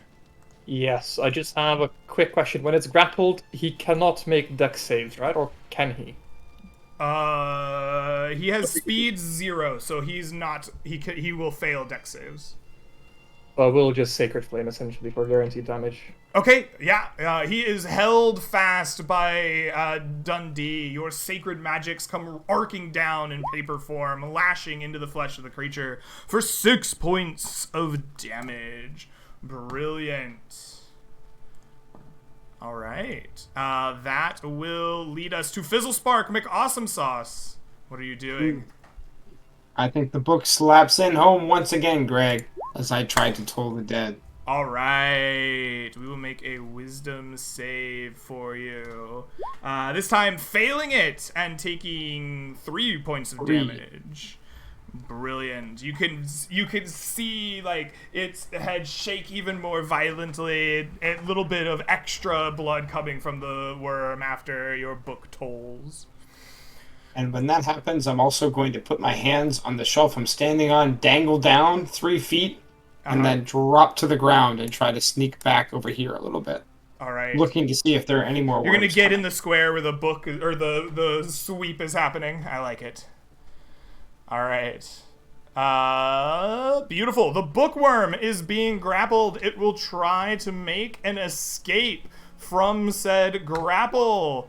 Ooh, it is likely to fail here. Let's see. 20 strength plus 4 proficiency is plus 9. I don't think it can possibly fail. Very good. The powerful muscles of Dundee hold the worm in check. Garrick. Garrick is looking at this grappled creature. I don't get advantage on the grappled creature. That's if it was restrained, right? You definitely get advantage right now. Yeah, this is part of what Dundee is helping you do. Gotcha. All right, well, I'm going to go for the hit with advantage, and I forgot to turn my advantage toggle on. Hold on. Oh, no, it's already on. Never mind. Boom, and boop. The sword. A 22, you will hit. 7 slashing damage. For 9, right? 9. Because you're raging? Yeah. Yeah. 9 damage. 9 points of damage. You slash into the creature. It rolls around on its back. You give it another deep paper cut. Dundee keeps his hold on. Keep going, mates! You got this! Shifter, it's your turn. What do you do? Same as always. Same calculation. -5 to +10. Is it still advantage? Yes. Okay, cool. You hit. Nice. Roll me damage. Rushing it. 16, Plus- 17 points of damage. I think Shifter. I added the +1 there. I think there's the. You already had the point. Already Yeah. added it. Well- 16 points of damage. Either way, Shifter, tell me, how does this paper worm, or this bookworm die? I notch a hand crossbow, shoot it, and before I do, I say, in a classic kill quip style, take this paper cut, and boom, shoots it right through its heart, and then it explodes. Absolutely. The worm collapses and explodes from massive paper cut damage all over the fragile form of one Dundee. Excellent. The bookworm itself dies. Dundee, you will see after the bookworm explodes, is torn up all over. His arms have large gashes in them. They hang at weird angles as if they might get like torn off by too much more effort. His papery form is kind of almost like someone has taken scissors and cut big slashes into him all over the place. It seems that the hide of the bookworm is sharp and rough. And grabbing it the way he did has wounded him a fair bit.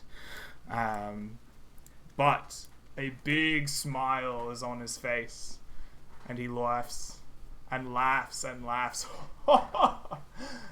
Well, it was a blast. Cracker of a fight.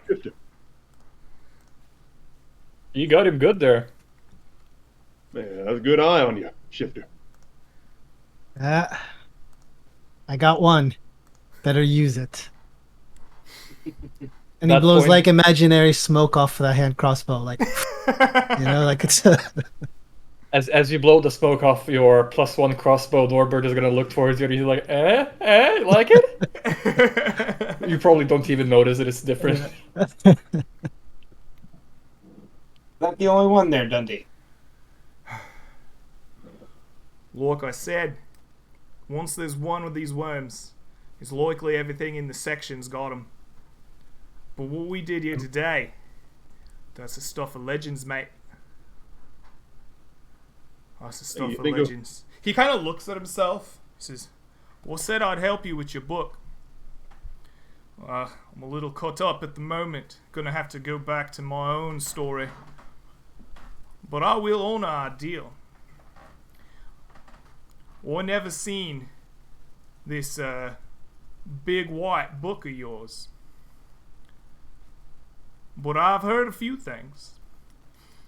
They say there's a hidden room in the library. You can only access it from a special place, some kind of magic thing. I don't really know much about magic. But if you can find something on the second floor, it should take you to that room. That's all I know. If you need more information, you might find you want to talk to Fido. He's on the 3rd floor. Fido knows pretty much everything there is to know around these parts. Do so. Thank you, Dundee. Your service will not be forgotten. No. Thank you, mate. Helping me take down the worm. Oh. Now, if you'll excuse me, I gotta go return to my book. And you'll actually see him return to the bookshelf that he was leaning on when you first arrived in the library. Takes him a moment to make his torn up arms climb up the shelf. And he finds a book and he slides into the pages nice and flat and just kind of disappears inside of them. No longer a walking paper man out and about in the library. Well, looks like that paper man is gonna go down in legend. Probably it's one of, book. Can I put that book in my backpack for the time being until we see maybe the librarian ask to borrow it? No. Seems like a cool book to have. The book is at least twice as big, if not 4 times as big as you are. Whew. Yeah. How The much does it reference weigh? book. How much The does it reference weigh? book. Can't take it out. All of the books in the library here are giant, right? They would be as big as a building, right? Almost to you. Yeah. Okay, so it's too big to carry, right? Absolutely. Well, I mean, yeah, probably, definitely. What Unless if a you can wizard- carry a building, right? Which What- might not be out of the question in D&D. I don't know. I mean, I am a firebolt. I have 50. I can carry 3 times more than anybody else, right? Yeah, I'm going to assume it's out of the question for the moment, but Sure, no worries. Unless we find a magical way to make it normal sized, I guess. sure, yeah. Say that, Fizzle Spark smiles. Yeah, I was kind of leading towards that. All right, Um, well, more bookworms all around. We should be careful. Sorry. I think that Norbert is going to bring up a point that there might be a book about the land beyond the mists. Maybe it would be one of the ways we could return if we get stranded here. How are these bookshelves? Are they arranged by the topic or by the alphabet or? They appear to be arranged by genre. I guess they're arranged by the standard Dewey Decimal System, and are therefore kind of arranged in fiction or nonfiction and the various genres and subsets therein. Yeah. I'll let the rest of the party do whatever they want to do, but while following them, I'll keep an eye on the bookshelves. Maybe try to find a book about the land beyond the mists or something along those lines. Okay. Sounds good. Here's what we know. There's a little bit more of this floor to move around and explore. There's a second floor with a hidden room with a magical entrance, and on the 3rd floor is Fido, who knows everything about the library, and eventually the librarian is here somewhere. Remember, we don't have long. I looked at the portal over here, Greg. We came in through the fireplace, right? You did, yes. But when Norbert went over to the fireplace, He got singed. Mm-hmm. Wonder how we're gonna get back through. Mm.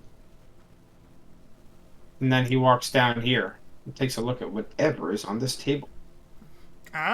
You crane your head up at the first table from the fireplace. Up upon the table, there seems to be papers, loose papers, not like a single book. Spread out atop the table. You're particularly small, even compared to your companions, and this table towers well above you. Craning your neck to look, there is definitely an ink pot or an ink well of some sort with a long feathered quill hanging up out of it. You notice that for sure. And there seems to be some kind of long, maybe map, a piece of parchment in kind of the center of that table. I'm gonna pick up Fizzle Sparks. Yep, here you go. You get a better look at it. And put him up on the table. I'll clamber up onto the chair, then up onto the table. Take a nice look at this map. All right. How do you climb up this like chair leg and table? Like, how do you get on top of this table? Well, I mean, Garrick just said he was giving me a boost, so I will. Garrick gives you a is the boost. table? You still gotta, like, you on top of Garrick's shoulders aren't gonna get onto the top of the chair here. That's all, huh? Well, let's see here. Going to think about that a moment. If anybody else has any ideas or other things they want to do, go ahead. Okay. I can't throw you on top of the table, can I? You could try. You I can don't think I want to. try. I don't think I want to do that. I might hurt you. Yeah. If you're let's see. paper, we can fold you into a paper airplane and kind of like give you a toss. Yeah, I'd have to give the shit. They'd be like, yeah, hold a bit, Hey, yeah. Shifta, why don't you bring that rope over here? We'll loop that rope on the top of the chair. We'll climb up. Okay, but haven't you ever wanted to fly as a paper airplane? All right, no worries. Get down. Let's see that happen. He brings the rope over, of course. 50 feet of rope. Here you go. I remember I threw a rock once and wait, hold on. Bad memories. All right. So you're going to lasso the rope onto the like something on the top of the chair so that you can climb up of it. Yeah, I'm hoping to climb to the top of the chair and then take the rope and toss it to the table and climb down close enough to get to the table. Okay.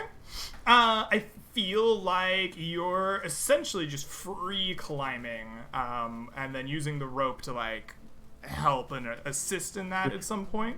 So I think Sure. what I want from you is an athletics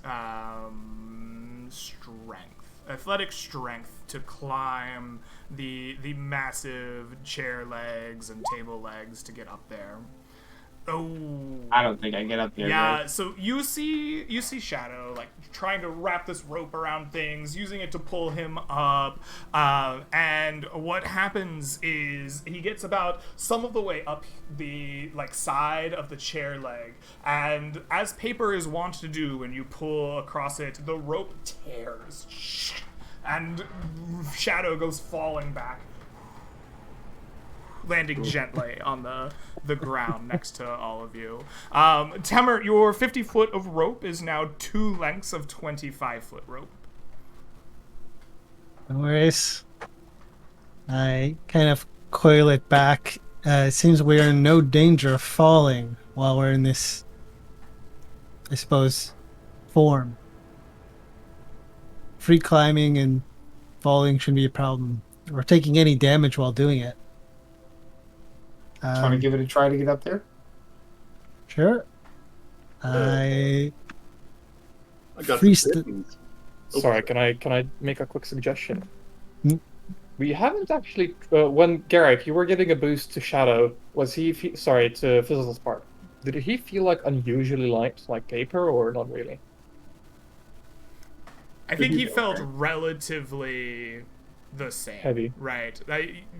He has become paper, but so have you. And so I Okay. think relatively the weight is the same.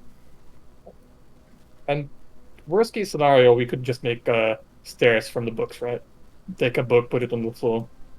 make another layer of 2 books, 3 books, 4 books, and just bind it. Gonna drag a house over here. Yeah. Yeah. No, all the Pretty books are much. those that large, right? Okay. Yeah. I suppose they're that large when standing upright. When they're standing like this, they're Oh. like as tall as a house. But I suppose if you could knock them over, not as tall. Wide, but not as tall. Depending on how thick they are. Yeah. We could possibly do it over a course of a very long period of time, right? At least the smaller books. I don't know. Anyways, sorry. No, it's a good idea. You guys think about using pittons? I have a hammer. I could probably knock them into the side of the table and just kind of use the rope and tie it into the pittons and sort of climb our way up the side of the table like. Go for it. Yeah.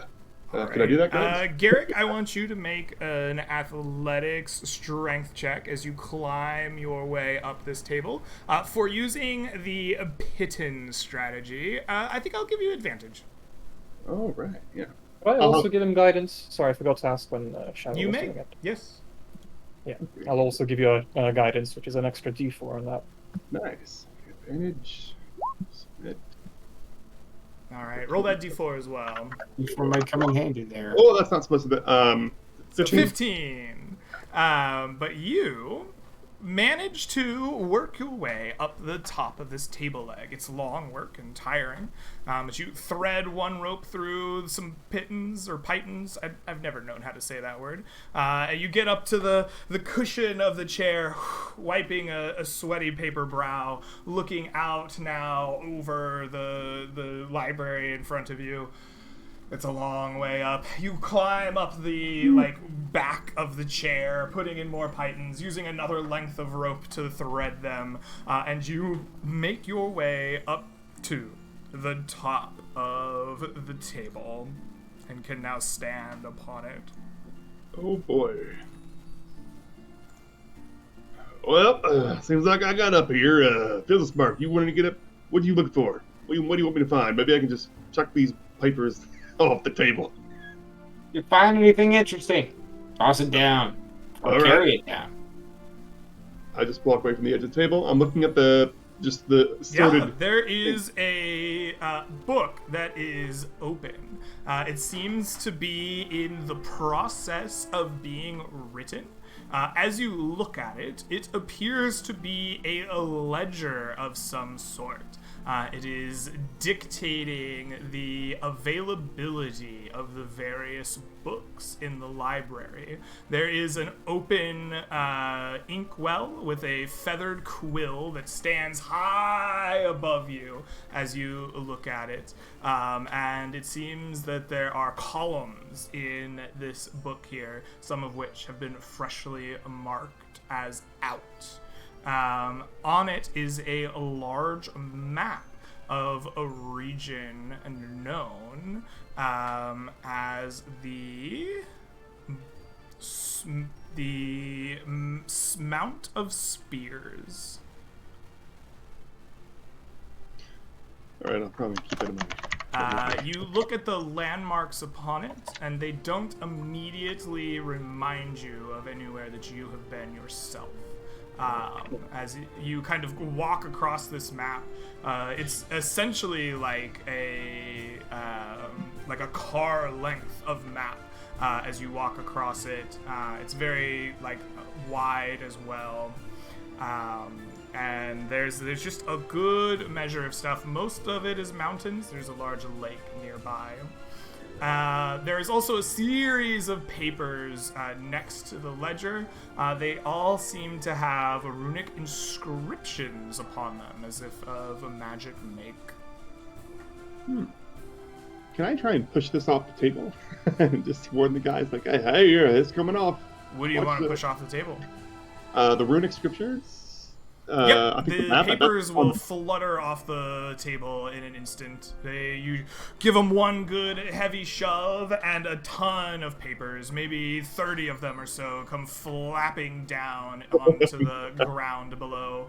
Like, look out below! These papers, bigger than you are, or at least as big as you are, come slapping down into the ground below the table itself. Immediately step up and inspect them, looking at these runic markings. Yes, they seem to be magic runes that have been hand-drawn onto the papers themselves, something like a scroll of some kind. Do I recognize any of the runes? Give me an Arcana check, please. 12. Yes, you can recognize 3 of these runes.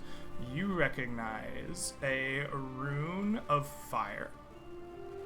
You recognize a rune of sleep and a rune of movement.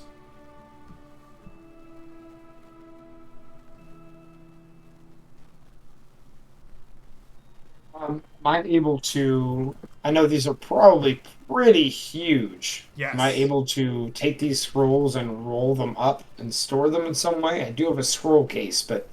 No, They're not going to fit in your scroll case. These are... you are smaller than the rest of your team. These papers are at least as big as you are.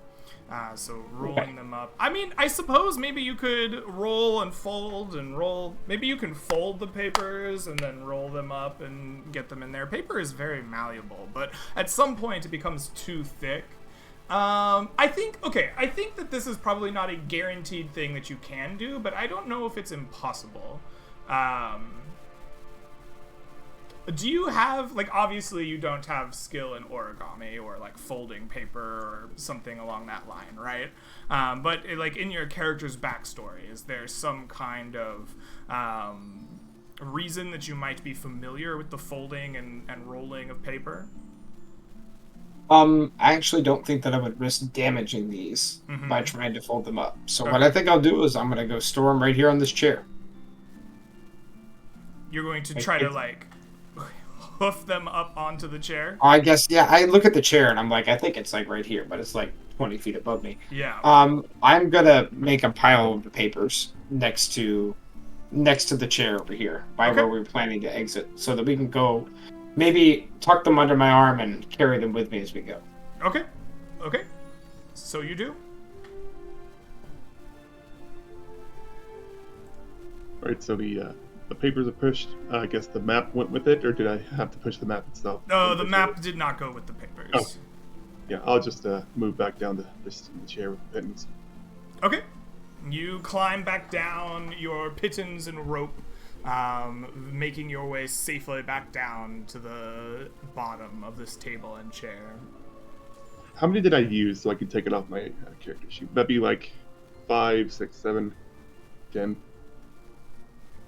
I don't know, man. Let's see. Retrieve them on the way down. How many do you have? I have 10.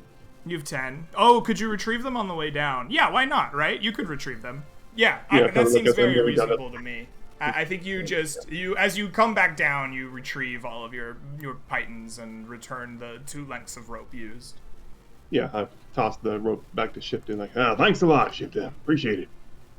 Oh, no worries. What did you see up there? I saw a map and a few papers, runes, and magic mumbo jumbo on it, and I don't know what all of it means. Some place called Mountain of Spears or Mount of Spears. Just a bunch of mountains on a map. Don't recognize any of it. Didn't look like the land we're from. Gotcha. Minions, we have more to explore. All right. I will direct everybody down in this direction, down here. Listen, Master, I have a question for you. Yes, you seem like a smart person. These books are too big even for me and Garrick to carry together. Of course. How are we supposed to bring back the first book? Oh, we'll find a way. Okay. In the back of my mind. Don't you worry. But if you think of anything, you let me know. Just in case. So the plan is find the book and then think of a solution. Yes. I feel like a solution will present itself. And if not, we'll get creative. Okay. Yeah, maybe that I think- Frodo would. Oh, sorry. Go ahead. I think I would move down here and then wonder if this is somebody sitting here at the edge of this globe. It is indeed. There is a man, appears to be human or humanoid in some way. He is in a large captain's outfit. He looks like he's come from the pages of a book on sailing.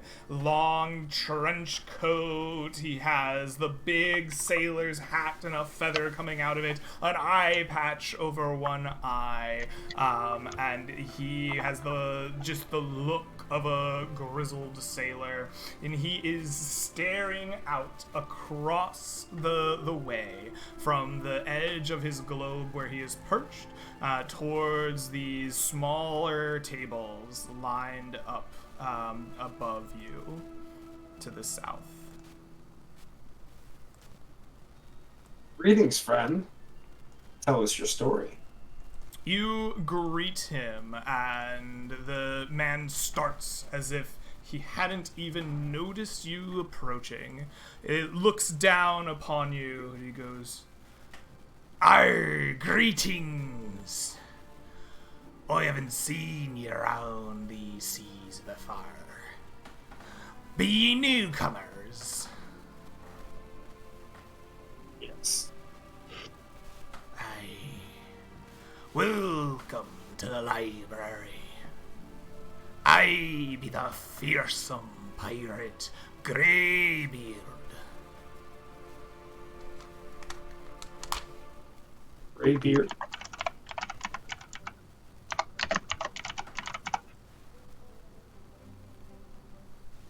How long you been in this place, Greybeard?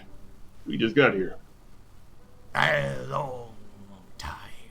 Long enough that they stole my precious ship.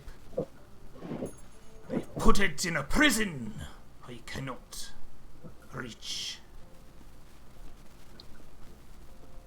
I look up here and point. Is that the ship? I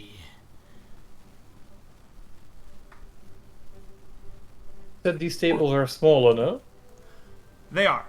They're still very high, but they are like a group of tables pushed together here. They look more like they are meant for display. The ship in the bottle is set up on some kind of like metal like prongs to like prop it up to keep it upon display. You look, there seems to be a box of like books set up along the shelf, and then there are empty prongs on the other tables, as if there are empty displays next to them. Oh, Greybeard, what's stopping you from going up there and getting it? Well, me peg leg is not great for climbing. Also, the boat is in a prison. I cannot get it out. Shifta mentions, I have the exact way to get your ship back to you. It's the same way I get cats out of a tree. Then he knocks a arrow onto the bow and he aims. Maybe a little bit more. All right, you're wanna- going to shoot the glass bottle holding Greybeard's boat. Excellent. Go ahead and fire away, Mr. Temmer. You don't need to roll to hit, but what I do want is the damage that you can do to this glass bottle. Norbert is running when he sees that. He doesn't want the boat to come out like in a fairy tale and become big. He's running. First, he'll shoot the hit, then we'll find out exactly what the roll is to this. Okay. You hit the glass Sharpshooter bottle, no appears. problem. Yeah. So add 10 to that. All right, 14 points of damage. You shoot your arrow towards the glass bottle, and you hear a very annoying as your arrow strikes it, but the glass holds firm. I look around incredulously. All right, I guess that didn't work. I'm okay. Graybeard. You take me for a fool. You think I haven't shot it with my pistol? Nah, my friend's just blowing off some steam, but if we can get that bottle down for you. What's in it for us? What could I do for you? Well, mates, I believe I could use my ship to sail you anywhere you want to be in the library. You say you're newcomers. You ever seen the other floors? Ah, we could go sailing on a grand adventure. Hey, Greybeard, have you heard of a secret room in the library? No, never have I found a secret room, but I can get you anywhere I know of. Interesting. How tall is Graybeard? He looks about the same size as you. He's just sitting on the edge of the globe. All right, Graybeard, we'll do it. But we have one extra speculation. Hey, Fizzle, do you think we should ask him a weird question? Like, did he always knew he was a painting, like in a book, or did he only find out when he came out from the book? Go ahead. From the book? Yeah, I'll ask him the question. Like, did you always know that you were like a character in the book, or did you only find out once you appeared? He like spins the globe behind him. It like weakly turns. It doesn't get the nice spin that he was hoping for. Of course, I am the most feared pirate in the seven seas of Rye. No, but, the question I'm asking, right? Before you first came into this library, did you know Yes, that you were a I painting? was trying to answer your question, cheekily. My story is the seven seas of Rye. Okay. Right, Graybeard. If we get this down for you, you'll sail us around the library? Aye. A pirate's code is unbreakable. One extra stipulation. We want the leg. You want my leg? gonna say the pistol. Do you desire my leg? I've lost my pirate. You surprised me so much. I have forgotten how to speak. That leg is very important to us. We have grand designs for it. For me prize, grey pearl. Aye, ye may have my leg. Then we have an accord, and I will reach my hand up to shake. He's like way above you, so he like gives you a thumbs up. Thumbs up back. Yeah. All right, Greg, shall we inspect this thing? Sorry, Greg, just a quick question. In the land beyond the mists and in the crane, like stuff like that, when he said the word pistol, was that a word we didn't understand, or is I don't that know. something that I don't exists? know. There's no guns in the setting, so like maybe that is a foreign word altogether. I don't know. Okay. The concept of a gun in this library is something that I think. Let me put it this way. You have never experienced a gun before, but while you are in the library, all things that are, will be, or could be are possible. And I think that maybe you have an understanding of what the gun does, even if it isn't something you've come across before. Okay. Makes sense. If it could be, it is. If Yes. it couldn't, it is still. Yes. Okay.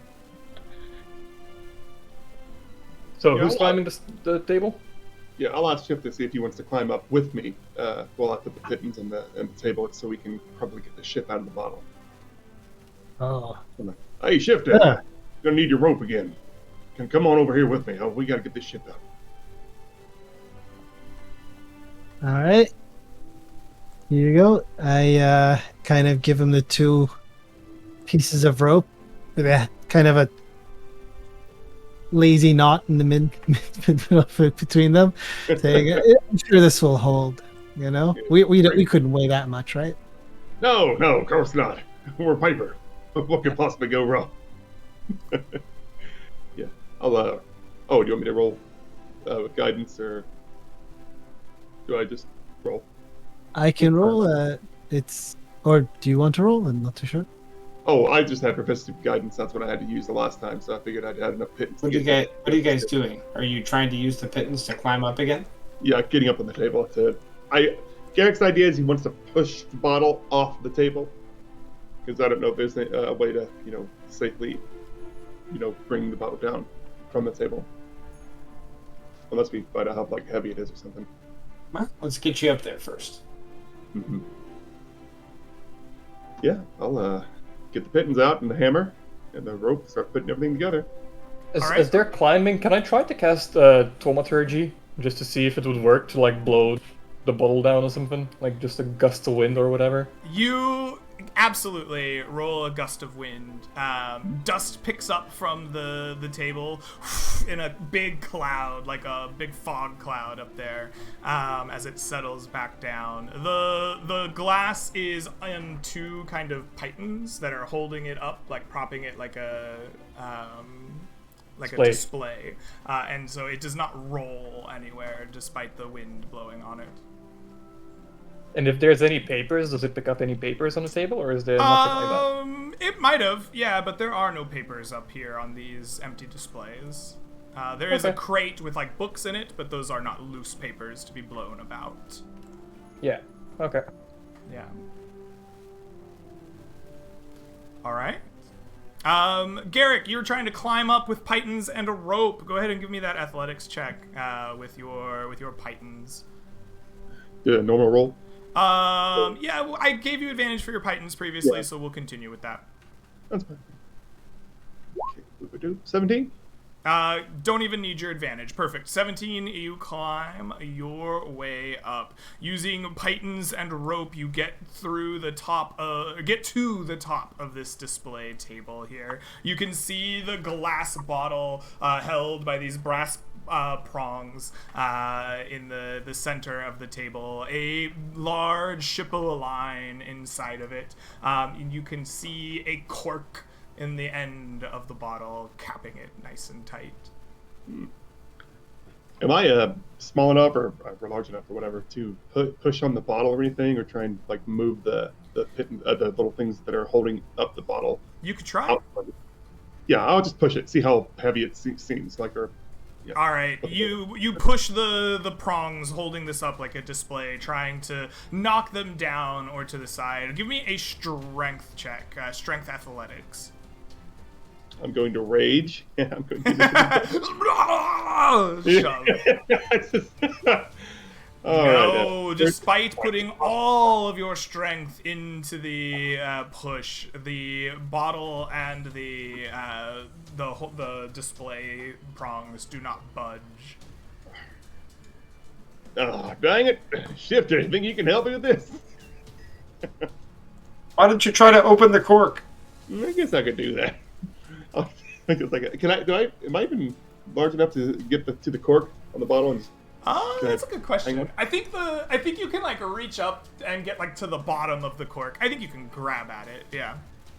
Let me see. Is there anything on the table that I could probably stand on, just something small? Yeah, can I lift myself up a little? I don't think so. No. Maybe there are some prongs that are empty in the other sides of the tables that you could climb up, but they aren't particularly close to this bottle, right? They're meant for displays on the other tables that are kind of close together. You could, I suppose, maybe climb up the crate of books that are near it and make a leaping jump onto the actual top of the glass bottle itself. Oh, I have a 10-foot pole. Yeah. Could I push the 10-foot pole up under the cork and try to push the bottle off of the prongs? You absolutely can try this. You push and push with all your strength, but your 13 on that roll means that you cannot budge this bottle off of the prongs either. Okay. Oi, Garrick, catch! and I'm gonna yeet my mace on top of the table, a bludgeoning weapon. Yeah. You yeet that mace up there. It clatters onto the table nearby. Garrick, you may take a hefty blow at the glass bottle here. Garrick yellow. stares at you Hold and up. kind of puts his head to the side like, I sheet out my throat. You know I got a sword, right? Garrick, hold up.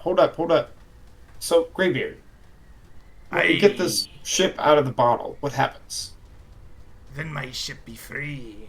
We can sail across the seas once more. So all we need to do is get it out of the glass. Aye. Garrick, what is the cork made of? Cork. Looking at the cork on the ship, the bottom. What does it look like? It's made of? It's actually made of cork. Like, Oh, okay. Made of Okay. cork. Yeah. You never know. Cork. Hmm. Yeah, back down to him. Well, I have a couple of thoughts. One, I could try to chill the glass around a little area before you smash it to try to weaken it up. Two, you can always try to set the... Well, I don't know about setting the cork on fire. Is there wax around it that we can melt to help get it out easier? Or is it just a cork stuck in the it's bottle? just like a cork stuck in it. Yeah. Hey, I think the bottle I have as a map looks like there might be some wax on the edge of it, but Right, that's what made me this think is of a it. cork. Yeah. Like I Well, said, I spent a long time looking for the right tokens, and eventually just gave up for this particular adventure. Used Fair some enough. standard ones.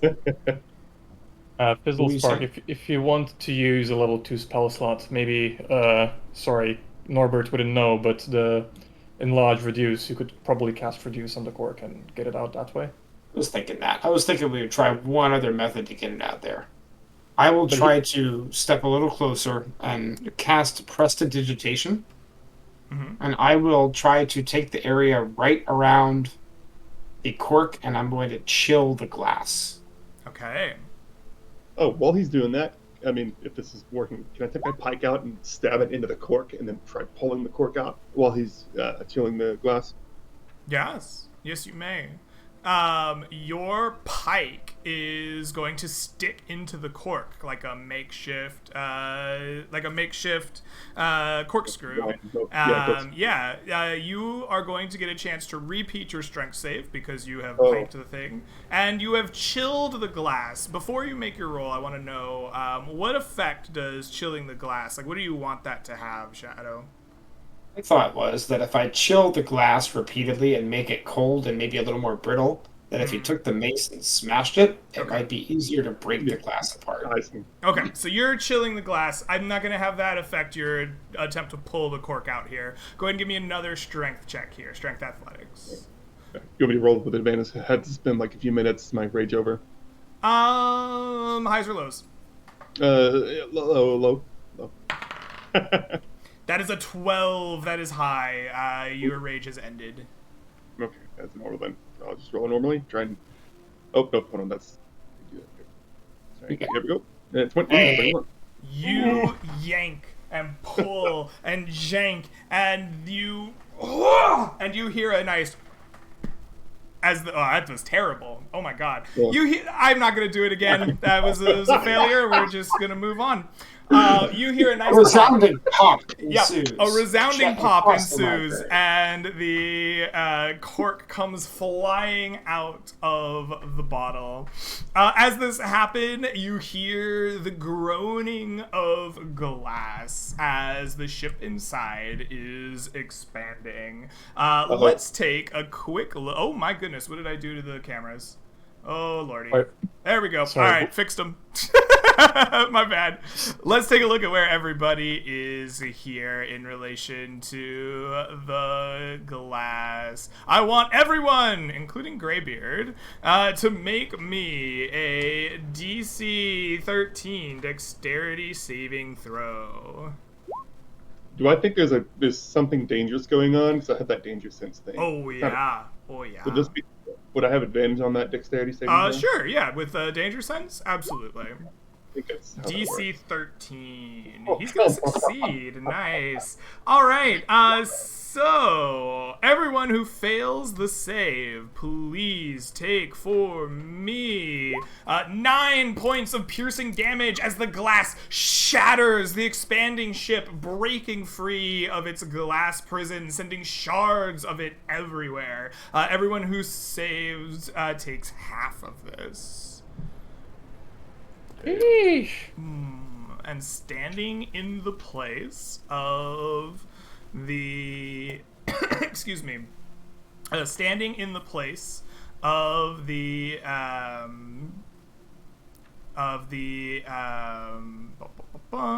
me see if I can find a good one. Of the glass bottle is now a full-sized ship of the line. We'll put it like right here. Can I make this a token controlled by all players? There you go. So you can now move around the ship of the line as need be. The Captain Greybeard stands up on his peg leg, claps. Arr, what a show, mateys! Oh, what a show! Finally, we are free to sail once more. I mean, he There are stands up crew- on our peg leg. on your peg leg, yes. He is going to take said peg leg off, unscrewing it from his paper body. And from the peg leg, he fires a grappling hook from the bottom, swinging across to the ship itself. Am I able to get on the ship? Why would I be on the ship, ye ask? For I am its captain, and the Grey Pearl will once again haunt this library. Come aboard! We made an accord, and you shall be sailing this library to anywhere ye wish to be. Is there a crew, or is he the only one on the ship now? The poor guy. I need no crew, for I am the fearsome Captain Greybeard, and no one is more proficient in sailing magic boats than me. Alright. All aboard. All aboard, mateys. Whoops. You don't necessarily have to put your tokens on the boat. Like, it's going to be a little bit awkward. I'm just going to throw your tokens kind of like off the screen over here for the moment. And the boat is yours. Captain Greybeard will sail you to any one destination that you choose and drop you off. Can we Where would you inspect like to all of the? Can we inspect all of the books and papers first, like on the tables, in case we missed anything? I suppose, mateys, y'all just meet me back here by me precious globe while I choose where I'll be hunting next, and then I'll take ya where ya want to go. Sorry, I think I misunderstood. Is he taking us only on one journey, or like the entire time we're going to be in the library? He will take you on one journey to anywhere you want to go in the library, outside of the very end. Outside of the secret room, which he doesn't know about. Yeah. Oh, we should and inspect this he looks at you, Fizzlespark, says, "Here, this be ours now." And he throws you his peg leg, like tossing it over the side of the boat towards you. I will catch it like a boss, and I will inspect it. Does it actually have a grappling hook at the Yes, bottom of it? yes it does. Fantastic. This is actually a magic item. This is Nice. this is Greybeard's peg leg. This is a +1 club when wielded as such, and it has a number of charges that will reset at the beginning of each day. They are a D6 of charges that it will retain up to a maximum of 6. And you can expend a charge to fire the grappling hook up to 20 feet from the peg leg. The grappling hook has an attack roll with a +3 to hit. If it matches the AC of what it is targeting, the grappling hook will latch into it, and there is a 20-foot rope attaching you to the grappled target, which you may use however creatively you see fit. Perfect. Nice. All right, friends. As I look about, I see 2 more stories waiting to be told on this floor, or we can head to the next floor. Plus, we have to be wary of bookworms. We should make decisions. That gentleman over there has a story to tell, and so does this lady over here, as far as I can see. As I Before shuffle we- in between. Before we go on any other journeys, would you guys be okay taking a 5-minute breather? We're pretty close Perfect. to the break. I was gonna try to get us to a natural stopping point, and I think this works just as well since you brought it up. We will take our break right here for 5 or 10 minutes, grab some drinks or some bathroom breaks, whatever we need, and we'll come back and decide where our party goes next. I hope to see you all very soon. Cool.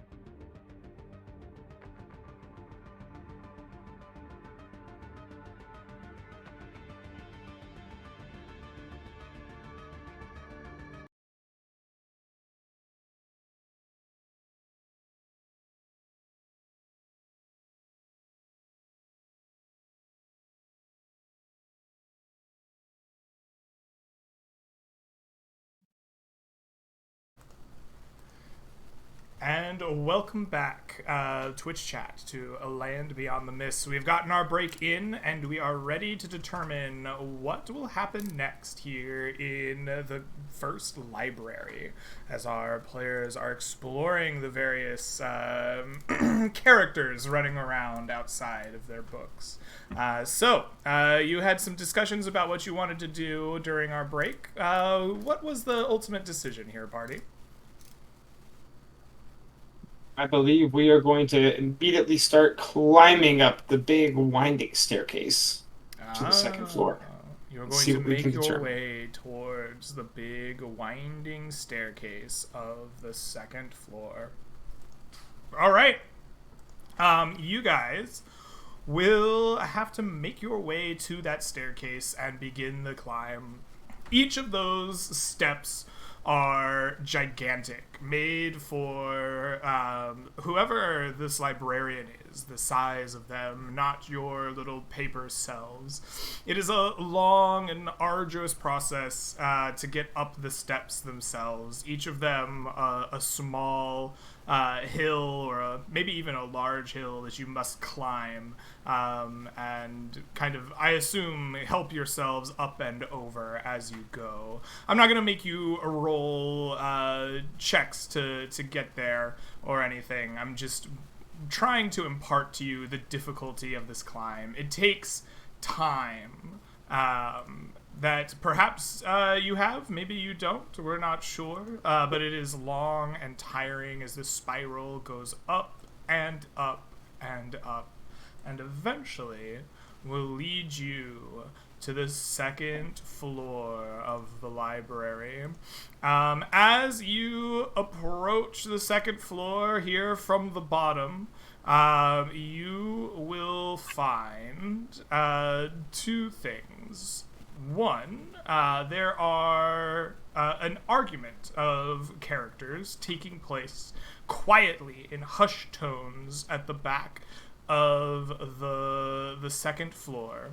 And there is also a giant figure that is seated at the moment at a table with a steaming cup of coffee and a number of books that they are gathering in their hands here on the second floor. It seems that you have found this mysterious librarian that you have been warned against. She is working diligently for the moment. You can see there are paper people out and about here, but they are casting nervous and furtive glances back towards that direction as they do so. You approach from the stairs at the bottom, coming up. As you reach the second floor here, what do you do? I look to at least hear the first couple of snippets of this argument. Do I get any quick indication of what they're talking about? They are arguing over use of the flames. It seems that two of these people are blacksmiths by trade, and the other is a great cook, and they both want to use the flames of the fireplace. Being that both of them are blacksmiths, I think Norbert is just like pulling his friends apart and just like walking past them to greet fellow blacksmiths. Like, greetings. Shh! As he's the cleric of the forge. All four of them put their fingers to their mouths to shush at you. Keep your voice down. Greetings, newcomer. Why be quiet? The librarian is here. You are not Why? on the outside of your books. Do not get her attention while she works. And now, tell this wench that the fire is ours on Thursdays. No, the fire is mine on Thursdays. It is time for a Thursday roast. Isn't it Sunday roast? Who would make a roast on Sunday, the day of relaxation? You have to be out of your mind. See, this is why I am the cook, and you simpletons just enjoy my food. It's the only day of the week, right, where everyone is taking a rest and everyone can help in the kitchen cook. And I kind of nudge the blacksmith, right? Help Right? in the kitchen? Unreasonable. You would just get in the way and make a mess. My daughter doesn't even cook with me. She's more reliable than any of you lot. There's like a server in the back, like, I give her a wave as well, and I'm like, well, I'm sure we can reach an agreement, right? yes, You you don't can need to tell these use. fools to shove off and let me get a roast, and they might get to eat some. I look towards Fizzle Spark, and I'm gonna just like yell out, kind of trying to stay quiet, but like I'm agitated, and I'm gonna be like, "Can I throw this woman in the fire?" You are certainly welcome to try. I will just command her to walk into the fire now. You have the command spell? Okay, she's No, gonna... I'm just joking, but I'm not casting the spell. I'm Okay, joking, but okay. I look towards a reaction from Fizzle Spark. Do we care? Should we move No. on? Yeah, I guess. What are we so. gonna get? Nothing. You're right. You're right. Let's Sorry. let them distract the librarian. Yeah. We're here to We're look for. not going to for- distract the librarian. You think we're fools? Yeah, you think we're fools? We're not getting put in the... We're not getting put in the restricted section. No. Not us. There's the restricted section. Oh, you don't want to go there. You never come back out. Yeah, but where is it? She keeps it in her office. I hear it's a big metal safe. And where is that? Good question. We stay as far away as possible. Do you have a death wish or something? Look, newcomers. Either tell this horrible woman that we don't care what she cooks up, but it is our time to use the fire, and we are going to make some very sweet weapons for our good Sir Knight. He's missing one, we need it. It's our day anyway. Or shove off. What if I make the fire a little bit hotter? Can you both use it? No. I'm gonna whisper very quietly as I walk towards Fizzle Spark into his ear a suggestion. I can cast thaumaturgy, right, to make like loud noises where they are standing. Let's hide behind bookshelves. Once they're put in the books, they're gonna be taken to the restrictions section, and we're gonna know where it is. You don't think they'll sell us out immediately when we do that? I don't think the lady's gonna They know listen to we're them. here. Yeah, but the point is that the lady's not gonna listen to them. They would say anything to save their lives, right? To save their whatever. And she knows. It's a gamble, but if we don't find it, I guess. But just a suggestion. Eric, Shifta, do we care? We got to find a way to get to that book, right? And if that's one of the ways to get to it, then what do we got to lose? We're dead men if we don't get back anyway, right? Yeah, well, let's come back to it. How about that? See if they resolve their own argument. Not like we're getting a weapon or we're getting a meal out of it anyway. What do we get?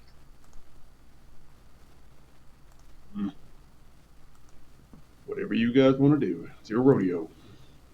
All right, I say we go along the top up here. Mm-hmm. You want to Work go our like way this? around. Yeah. Okay. Alright. You begin sneaking your way along the top of these bookshelves.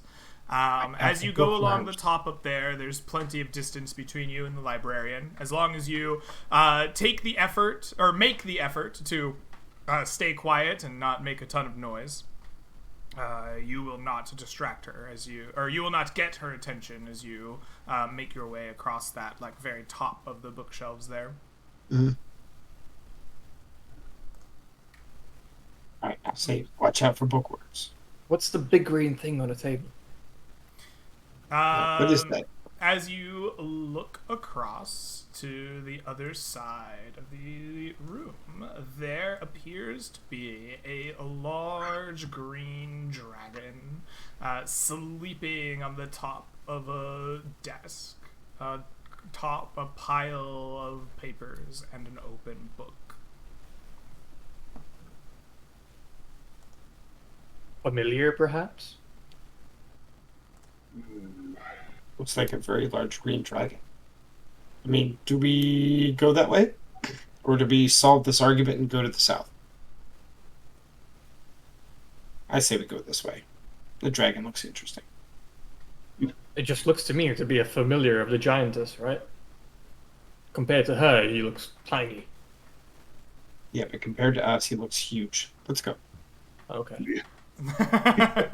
Lead the way. You first. Yeah, it's just look at the guys and look back at the big ass dragon. Take my shield out and sword and oh, I don't think I like this too much. The hairs on my neck are sticking up and I can feel it. Oh boy. What are fine. Come, Shifter. What are the books being labeled here? Do I see like one of the big ones in the bottom shelf? What's the genre? Let's see. What are the books labeled here? I think that on the bottom shelf you find the I'm trying to make a pun and it's just not working. Hold on, let my brain turn. You find the Vagrant's Guide to the Multiverse on the bottom shelf. Okay. Nice. These are weird places, weird names.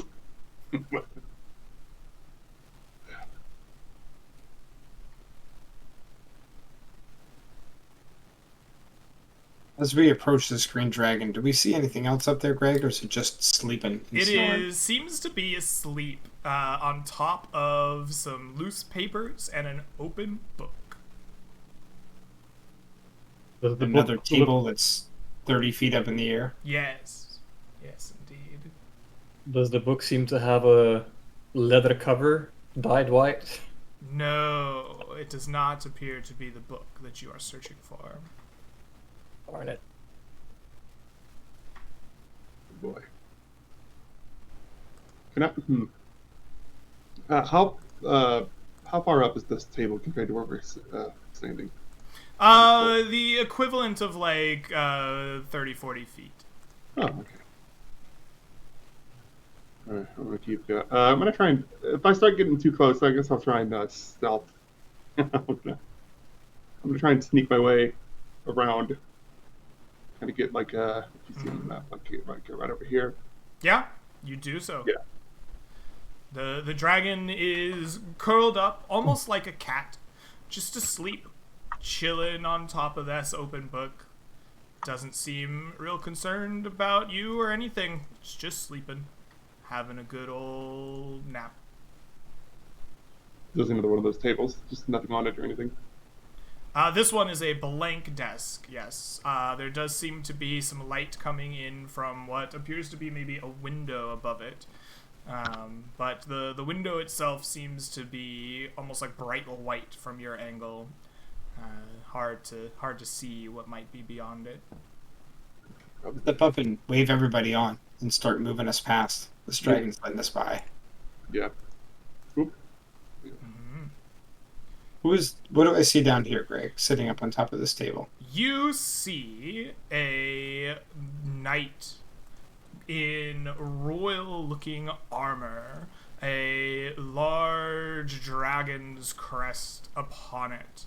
The knight seems to be sifting through these kind of open scrolls, as if in search of something. Move down close and yell up. Quietly, of course, and not alert the I librarian. quietly yell. Hey, you, knight. Oh, shh. Keep your voice down, young man. The librarian is nearby. What you looking for out there? My sword is missing. I need it to do glorious battle with the great green menace. See, Have you Where'd you put it? seen my sword? I have not. What does it look like? It is a brilliant diamond sword to be wielded in two hands, a claymore of some kind that was once at the bottom of a lake and pulled from the center of a stone. That was amazing. I know, and now I How did can't you lose find it. Damn it.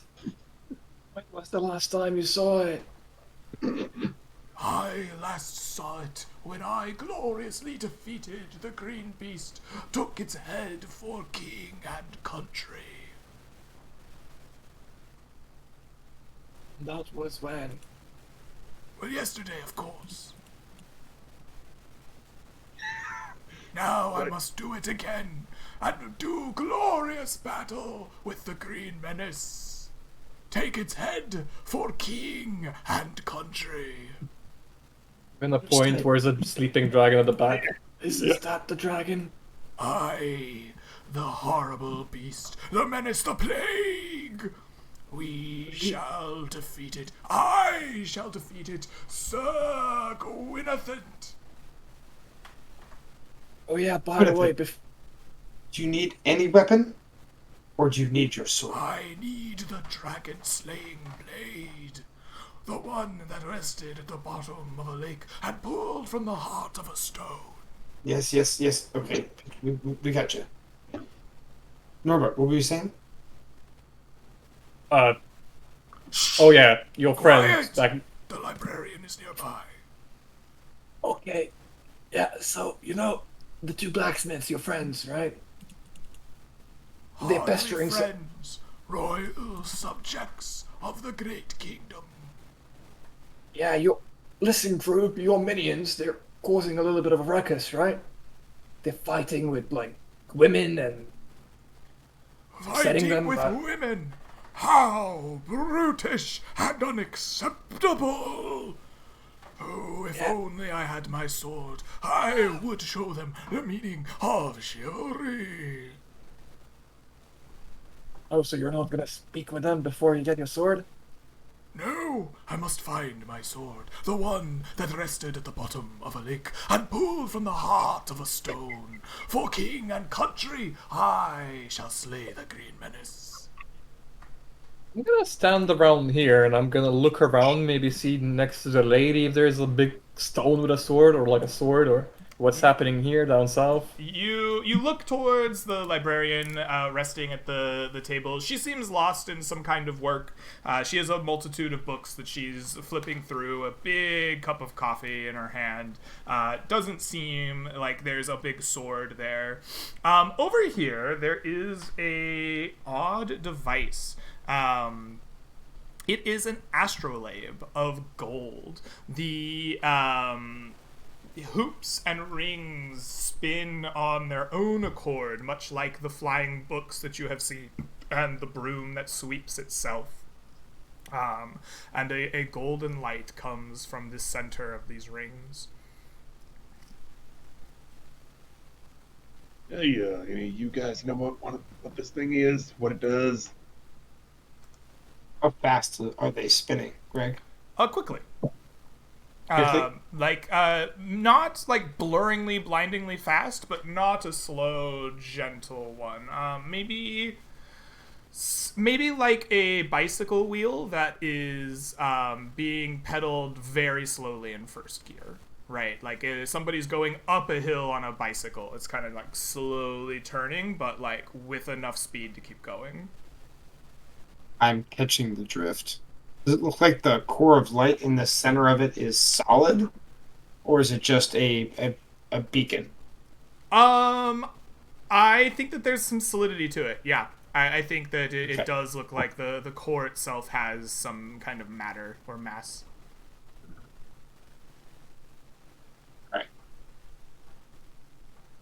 I'll turn to my Fiddle dee companions and fiddle say, dum. Say again. Sorry. Oh, sorry. It's all right. I just was insulting you. Ignore me. I'll pretend that I didn't hear it. Why don't you guys move around and see what that other noise is over there? Quiet! You Okay, are sorry. speaking too loud. Also, what are you for doing? Search for my sword, the one that lay in the... Mate. Yeah, Shut yeah, the hell yeah. up. Shut the hell up. Hey, you guys, move that way. I see 2 more people standing over here. I'll try to Yeah. figure this thing out. I'm gonna get that light in there. I'm a little tricky. All Can right. I roll? Do I have to roll a stealth check or? No, if you are sticking to the very edges of this map the way that you are, you have enough distance between yourself and the librarian that she will not notice you. Teber, moving that close might be a bit problematic. Are you trying to what's going on over here? Let's go over to Shifta here. Dude, he's lighting up a shot. We all know it. Yeah, he's a right in the butt. Was just getting a little close just to see. Wanted to kind of come back here to see these guys, but didn't really want to disturb anybody in his way. If there is a disturbance, back off. Doesn't want to do that, but Okay, that's so if there is a disturbance. you want to sneak back through this way here, yeah? Is that what I'm Yeah, getting?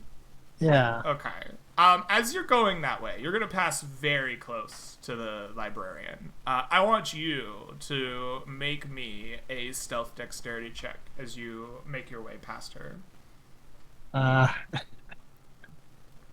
Okay. Let's see here.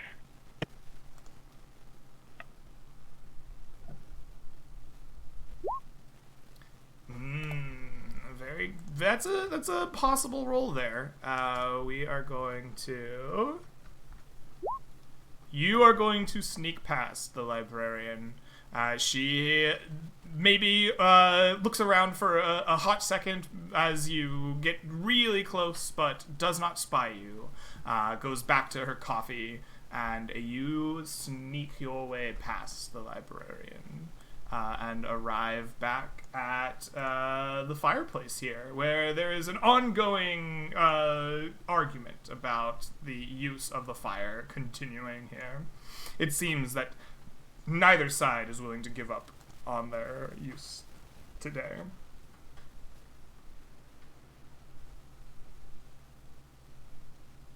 Go first, guys. Is there anything that you wanted to do while you were over here, Shifta? Yes. Wanted to say I know they don't want to share the fire. They each want it. The librarian to cook and them to forge a sword for the being we just saw. I wanted to see if they wanted to like did you guys know you can go downstairs? There's a fire down there. You don't have to do this here. Just kind of convince them that I like it. Shifta, give me a charisma persuasion roll as you enlighten them to the fireplace on the first floor.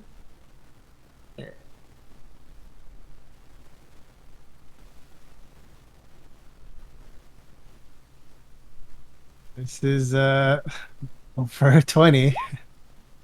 Oh, an 11. All right, let us see if that is going to be enough to convince either of these parties that they should make the trek down these stairs.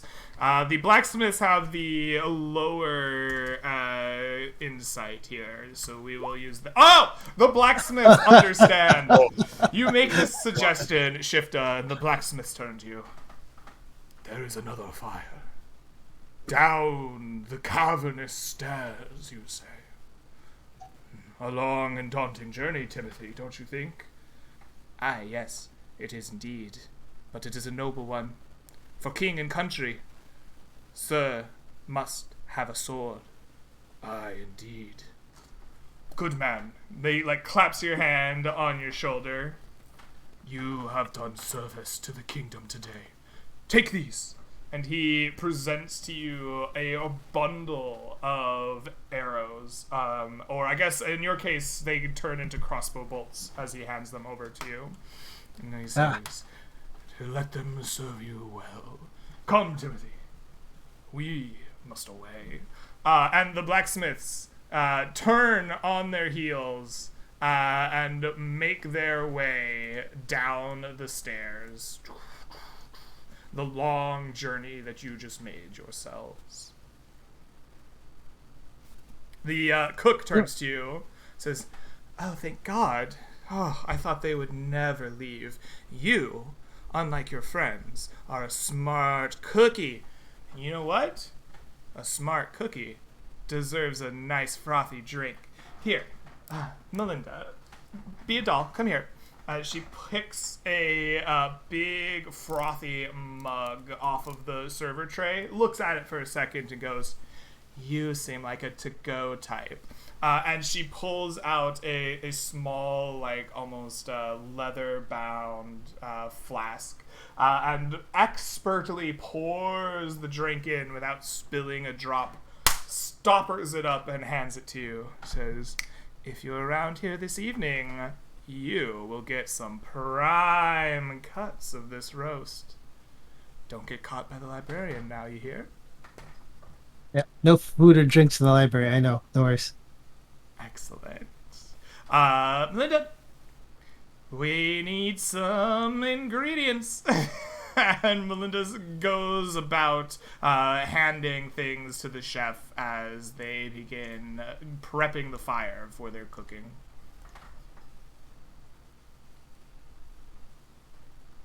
Greg, I would like to take 10 minutes to ritually cast and detect magic while my companions continue to explore the southern side. Absolutely. As that is happening, Fizzle Spark, you begin the ritual of detecting magic. What does your ritual look like while these 10 minutes are going on? What happens? I think he's doing some small light incantations very quietly, of course. Otherwise, the knight will yell at him. And he's kind of like maybe drawing some symbols out in the air and trying to attune himself and his monocles to the power of his arcane focus, so that whenever the spell ends up completing, his monocles will like glow a little bit. I'll kind of look through them like binoculars and try to look for magical signatures in the area. Brilliant. Fizzle Spark, you are detecting magic while Temer negotiates with the blacksmiths. Garrick and Norbert, you are down here making your way towards two minstrels that seem to have a hushed argument over in the behind the books. What are you doing? What is that blue giant flying thing? That is a flying book. It's circling around the area here, flying as if enchanted. It's almost like patrolling, kind of, in a very, like, oh, hold on. How do I... I don't know. It's doing this kind of thing. Yeah, I'm trying to do whatever you're doing, but it's, like, flying around here like that. But you can right click and then it's gonna... Right click, is that what it is? I was trying to like shift click. Hey, it's doing this kind of thing. Yeah, okay. Okay, I'm gonna ignore it for now. I'm just gonna follow Garrick and maybe try to listen in on the conversation while we get closer. Yeah, that's what Garrick's trying to do. Like, he's not going to he's going to see what these people are talking about without, startling them. You get to the edge of the bookshelf and you can hear them in hushed tones going, "We have a show. How do we get rid of her? I don't know. But that's not important. If we don't have our loot, how do we have a show? It's like, but we have to get rid of her. We can't have a show if she's here. Nobody will show up." Like, of course they'll show up. We're dos locos. Everyone wants to see us. That no one wants to go to the restricted zone. And it just goes back and forth like this for a while. Yeah, Garrick's going to walk up to him just slightly, surprisingly, I guess. And he'll be like, excuse me, fellas. See, I told you! Everyone wants to see Los Dos Locos. They're already here. We need our loot. These people we've never seen before in our life. Oh, right. Listen, we're not actually here to see the show, but you know, good luck on that. How could you Yeah. not want to see the show? We even do the Macarena. I don't know what kind of witchcraft you're talking about, but Dios mío! You don't know the Macarena. no. One of them gives like eyes to him, like, to remember the librarian's right there. He's like, You're right. Listen, fellas, we gotta be quiet. Hey, Listen, fellas, I heard you say something about the forbidden. Sorry, the. Whatever you call it, the department where all the books go. The restricted zone. Yes. Yeah, that thing. You smart. I like you. Of Where is that course. exactly? It is where they keep the troublemakers. And that is in. The restricted zone. Which is in what location? It is. That's a good question. Where is it? I think it is in where her office is above us. Yes. Her yes, office the is on the makes third sense. floor? Yes, I have heard rumors of an office on the third floor, and a vicious beast, a slobbering thing full of teeth, that will eat you and keep you away. Hey, where is your loot? I know you want us to distract the ladies. I do not know, it is missing. Oh, jeez. I was a little loud there. You must be careful around the librarian. It is missing. We must find it, otherwise we cannot play our show. I'm gonna pull out a drum from my backpack, like a tiny little, like a hand drum. And I'm gonna be like, Yes, use this is this good, instead. this is good, but we need a loot. Drum, we could probably play like half of our catalog, but loot, we can play whole thing. Well, you know what they say, you never look at a gift to the horse's teeth, right? If you don't want it, don't take it, but yeah, Norbert. Garrick looks back to Norbert. It's like, listen, we gotta get out of here. We probably don't have much time. We can't be helping everybody and their little problems. Look, Yeah. if you find the loot, get rid of the woman. We will play you the most magnificent concert you have ever seen, and I will personally teach you La Macarena. That sounds amazing. Thank I you, fellas. know. I'm gonna go and just walk away. Coward! okay. We're going back to Fizzle Spark. There's nothing else left here. Oh, that's right. Another book is All right. These guys are weird. Was there? What is this? Like an entrance or exit or something? Is it? What are you looking at over here? Oh, I'm sorry. Pointing in here, over here.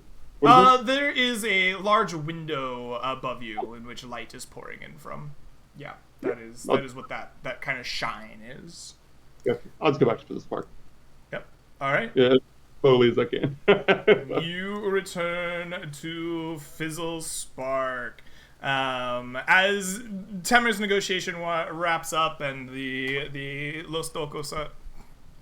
Dos Locos are abandoned. Fizzle Spark, your magic will go off. You peer through the lens of your monocle and your arcane focus, and you see actually need to know what kind of magic. Indeed, the astrolabe itself and its core are magical, and it radiates a powerful magic indeed. It radiates... Oh god, let me... conjuration magic. Interesting. I'm going to walk a slow circle around it. And I'm going to look for any other markings or symbols on the astrolabe. The astrolabe is Buttons. chock full of symbols, right? That's kind of the point of it. Okay. It's spinning and moving, so it's hard to get a look at. But if you have seen astrolabes before, they often have like astrological signs and symbols and charts upon them. They seem very accurate to you, right? Like this looks to be the same symbols, not altered or changed from what like examples you may have seen in the past. I don't see any other buttons or anything else that might stop the motion so that I can get to the thing in the middle.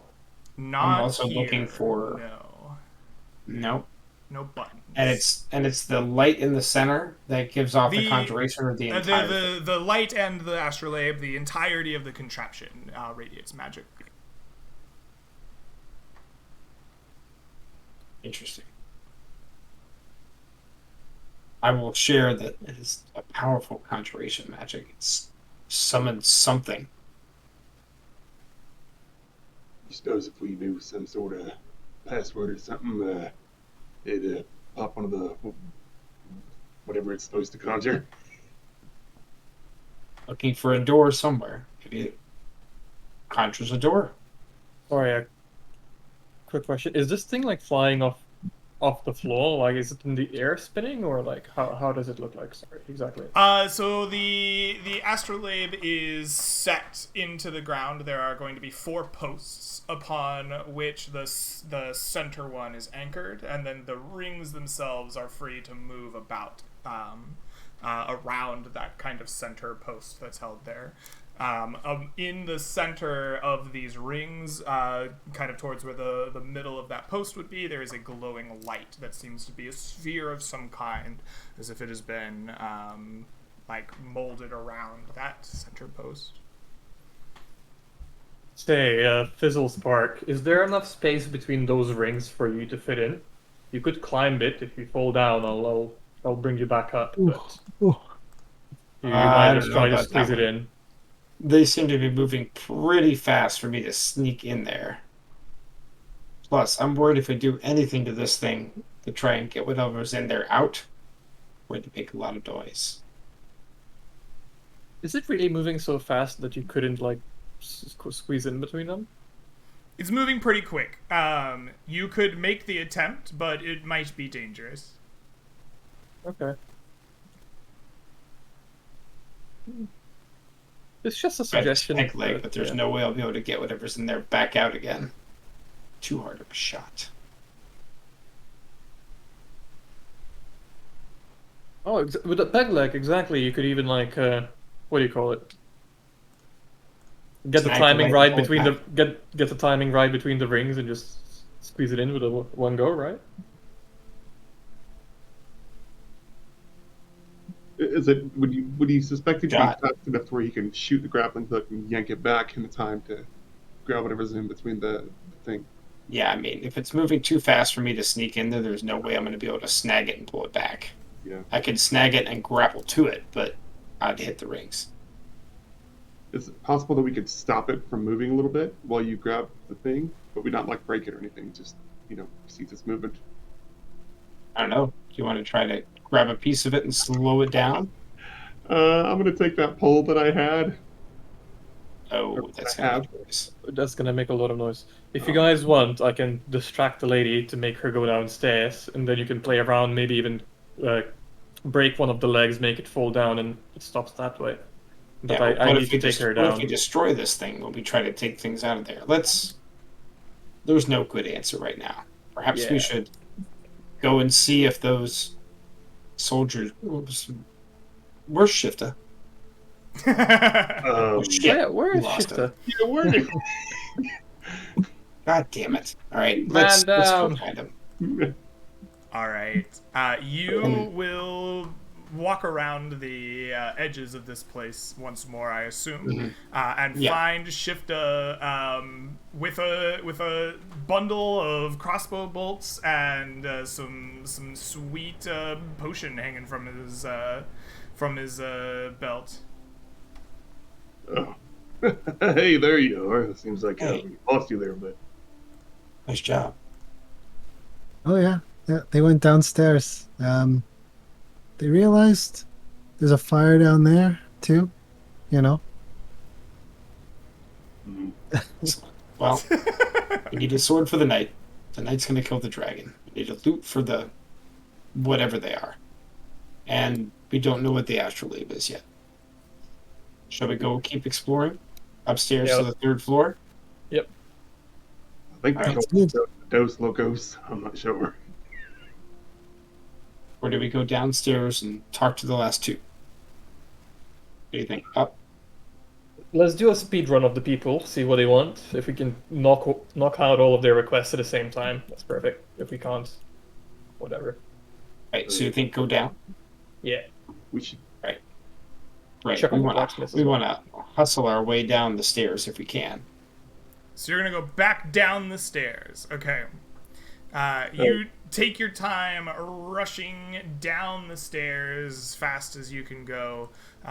It is a difficult and long journey going up. It is probably less difficult, but equally as long going down. Your paper forms can kind of float down the edges of the stairs as you go. Eventually, you will make your way back down to the bottom of the staircase. Once more, the four of you no longer over here, but instead having made your way down the stairs. Right, do we see them forging a weapon down here by this? Yes, yeah, there Okay. will be blacksmiths now down here by the. I think I deleted them off the page, but yes, That's they fine. are working away at the campfire down here on the first floor. Wonderful, friends. Let's move quickly. You guys Up go to do this- the conversations that will help the guys forge the sword. As a forge cleric, I think I can give some insight. Okay, awesome. You join the blacksmiths at the forging. It is a hot and difficult process next to this large fire that you definitely don't want to get burned by, but you give as much expertise as you can as they attempt to forge a sword worthy of replacing the Dragon Slayer. I will ask Garrick to lead the way along the top side, and we would like to go along the top in this direction, being careful and quiet, because there might be bookworms here. Mm-hmm. And over to see whoever is over here. Okay, absolutely. You carefully make your way through this bookshelf here. Along the top, you hear no bookworms. You are not ambushed along the way. And eventually, you will find yourself staring up at a adventurer. It looks like a halfling woman with a big orange braid at the back of her hair. She is kind of eyeing up a jump onto what appears to be a hanging bit of the blind, like the loose. Oh, I can't really pull this that far. Aha! Like this part of the blinds. As if she's going to jump up there. She has a big backpack on her back, and looks every bit an explorer. Hey there, explorer. What's your story? Oh, hello down there. Welcome. I haven't seen your faces around these parts. What's my we're new here. story? I am Amelia, one of the greatest explorers there ever be.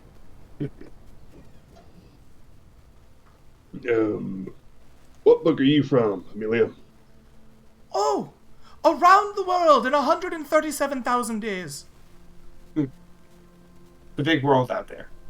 Uh-huh, yes. What exactly are you looking for, Amelia? Oh, well, something new. Something exciting is in my blood. To explore, to find new things. I thought maybe I could climb this, she says, pointing at the kind of dangly bits of the blinds. Who knows what strangeness might be up there? Well, you can always take the stairs. And then you can go I've see it been from above. upstairs. I've been downstairs. I've been through stairs. Yeah, I know. I feel like I may have been everywhere. I hear there's something to find on the second floor. A hidden room, Amelia. Have you been there? I've heard this rumor. I've traipsed around. I've climbed the tables I've looked inside the librarian's coffee. I have danced upon the tops of the concert halls of the troubadours. I have helped slay a dragon. I have plundered the depths of Greybeard's supposed treasure hoard. I have never found a secret room. It would be quite a thing to find. Have you heard of the restricted area? Some of you characters. Of course, everyone has. It's where you go if you're caught outside of your book. A friend of mine was caught once. Poor Rodrigo. Anyway, where are you four from? It's not unusual to find new faces around here. Have you been freshly writ? Yes, we have. Oh, delightful! Man, it has been so long since I've seen someone new and fresh. The world must be truly changing. That it is. Well, if on your travels you find a loot, the minstrels, they miss it greatly. Oh, poor things. You might want to check with old Greenie. He's been known to take a few things. I kind of figured. Thank you for the information. Oh, you're welcome. Oh, what's that fellow sitting on top of the bookshelf way down here? Fella. I'll point down. Oh, the old crone. I wouldn't bother with her, you know. She's a little out of her mind. Convinced that she's gonna catch some... You know... I hate to cast aspersions, but I think she might be a cannibal. I don't know. Always talking about fattening things up. She's trying to lure people over with candies. I don't know what her deal is, to be honest. Perhaps we avoid her then. Be safe, Amelia. You as well, newcomers. Nice to meet you. Have a good day. Yeah, let's go see if they finished that sword yet. Oh, Sword yeah. of the night, knight to the dragon, loot to the minstrels, and up we go. Agreed. All right. We will carefully- You will find that no matter how much paper gets thrown in the fire, the blacksmiths are unable to forge a new sword by conventional means. Although their expertise may be in blacksmithing, it is impossible for them to create a sword from the flames and the papers that they throw in.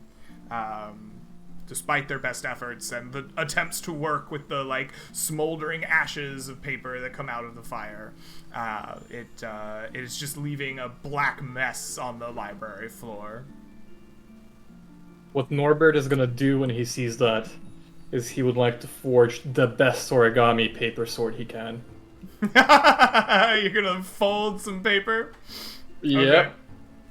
Okay. Excellent. I think that this is a dexterity-based skill for sure, because folding paper, dexterity makes sense. What is the skill that you think most closely aligns with crafting an origami sword for these people? That's a good question. Let me think, what would be right? So I think I want to make it quite sturdy, so maybe if you fold it enough, many times, like they used to do katanas, for example, they fold the steel 1,000 times or something along those lines. So maybe it requires quite a bit of strength between the three of us, to squish the paper strongly enough together or something along those lines. Okay. Rather than trying to All right. make it very thin to cut. If that makes sense. I don't mind that. We could go with strength instead of dexterity based on that. So let's think of the skills. Sleight of hand comes to mind, right, for folding paper. Strength sleight of hand. Does that seem to jive with you? Sure, yeah. All right. Why don't you give me a strength sleight of hand check then? We're going to give you DC 15 to craft a sword here out of this paper that the blacksmiths feel good enough take to their liege. Have guidance as well, please. Yes. Why not? Oh, perfect. You fold a perfect sword again and again and again, folding the paper. It turns into a beautiful katana to go and fight a dragon with as it is done. It is heavy in your hands, but you have it. Oh, that's one mighty fine weapon you have there. Exactly, and as Garrick and Fizzle Spark come back, me and Temer just look at them like victorious, and I'm like, look, we did it. Onward and upwards, friends. Nothing more to see down here. Mm-hmm. All right. What about? I didn't see you go to the fellow on the ladder there. She's got candy. And she eats people. Let's go. Okay, let's go. All right. Are we going back to the night, or are we like going to the third floor? Oh, I would say we go to the knight and give him the sword. Perfect. Yeah. All right. You return yourselves to the second floor once more, climbing the steps climbing the steps and arriving once more, origami sword in hand, with the librarian seated, drinking some coffee and doing whatever research she is doing at that table. You go around the outside again like you did before to meet back up with good old swordsman. Good old knight, Yep. Sir Gwyneth. Yep. People go there. So, Gwyneth, we have found you a weapon. You have found a sword that lay at the bottom of the lake and was pulled from the heart of a stone. The Dragon Slayer. Yes. No, we forged you a better one. You would claim to forge better than the Dragon Slayer. Foolhardy you are. But the blacksmiths are with you, and they say, We must still find my blade, but for king and for country we will slay the green menace, the plague upon our lands. We shall take its head. Come, give me your sword, and we shall put its quality to the test. I'll hand over the masterfully crafted origami katana. excellent. You hand over the origami katana to Sir Gwyneth. He takes it. He hops down from the table, kind of floating, landing in like a superhero pose on the ground. Yes, this is a fine blade. Now, we will risk the restricted zone. For king and country, we will go slay the great menace, the plague, Old Greenie. You may wish to observe, or you may wish to hide. It matters not. For Sir Gwyneth shall not fail his noble and most holy quest. And Sir Gwyneth begins to march his way across the library, striding with purpose towards the great green dragon. Yes. Sorry, I look towards Fizzle Spark and I'm like, are we doing this? Oh, I'm watching. Yeah, Garrick, I'm gonna shoot some arrows, I guess, at max range.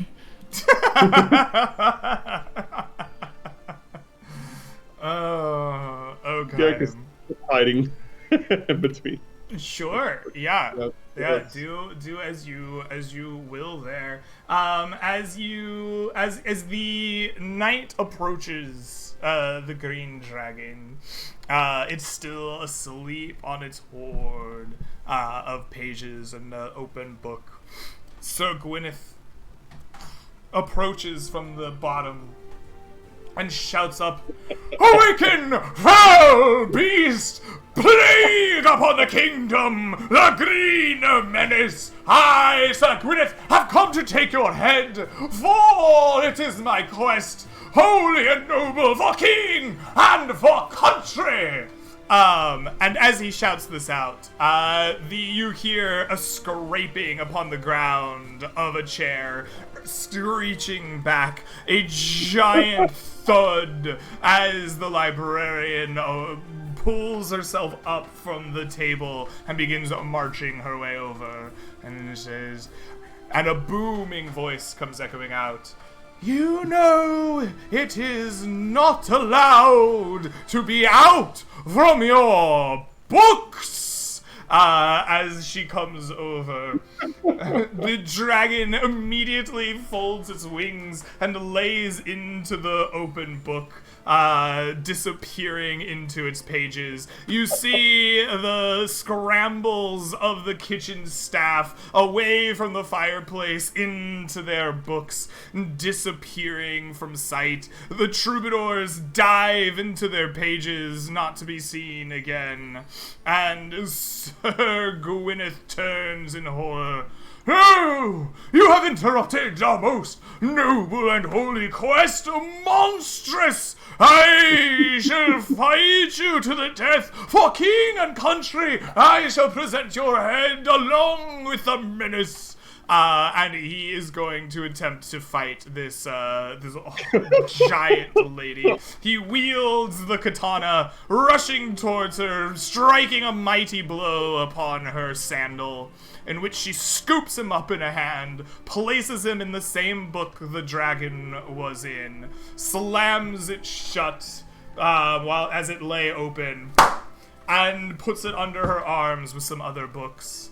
She looks around the library as she stands there, observing, looking for anyone else. She says, I know you fools are out there.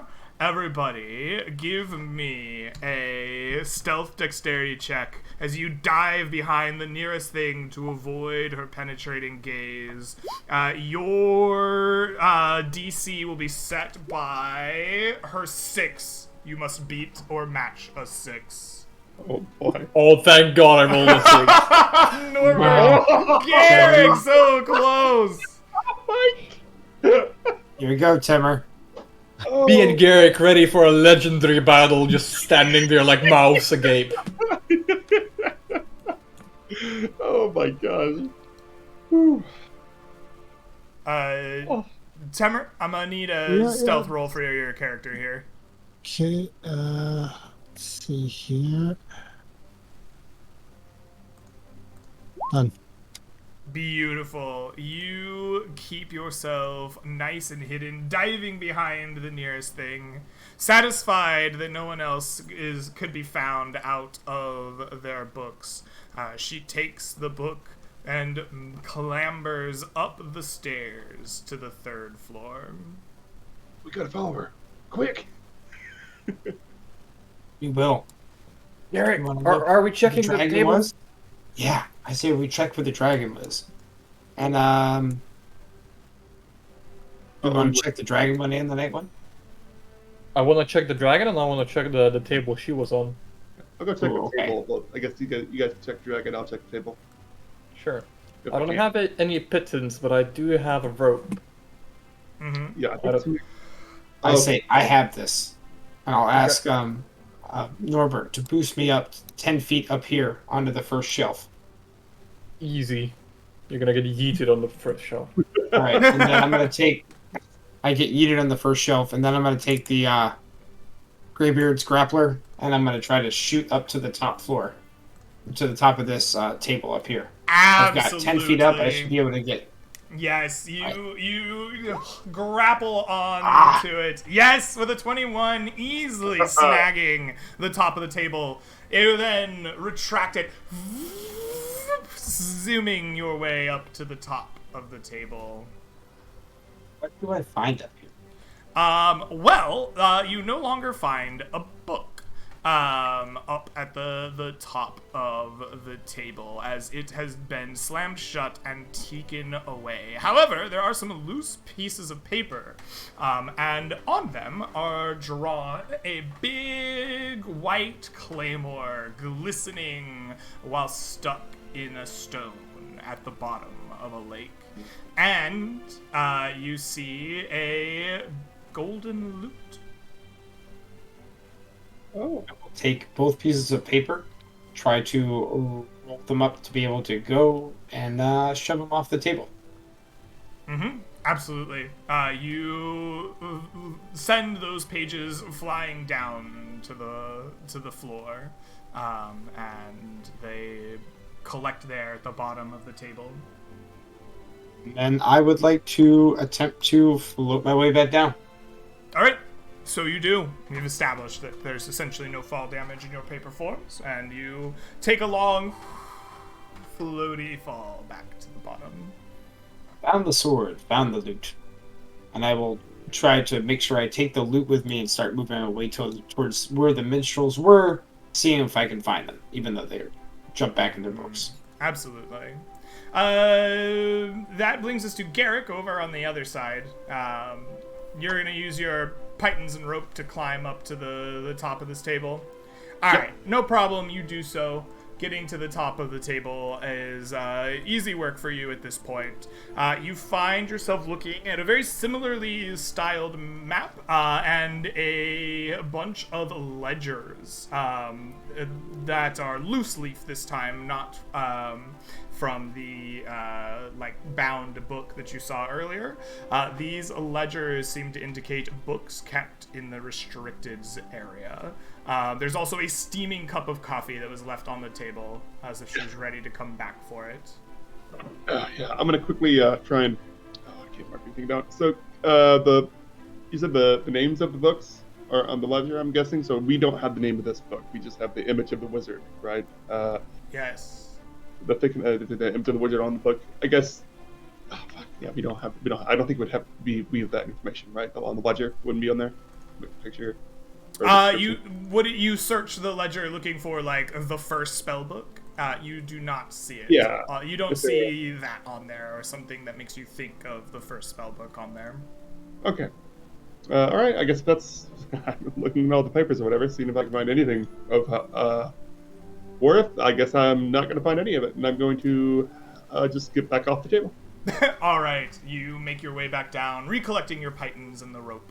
Hey. Sorry. Yeah. What's up? No, sorry, I was just stuttered. Oh, okay. Yeah, I'll head over to Tamir. And, Shifta. Shifta, are you up to anything in the library here? What's your plan? Or are you just watching the goings-on of your companions? Pretty much watching at this point. Okay. Yeah. All right. No problem. Fizzle Spark, do you mind if we try to do something with the papers rather than just bring it to the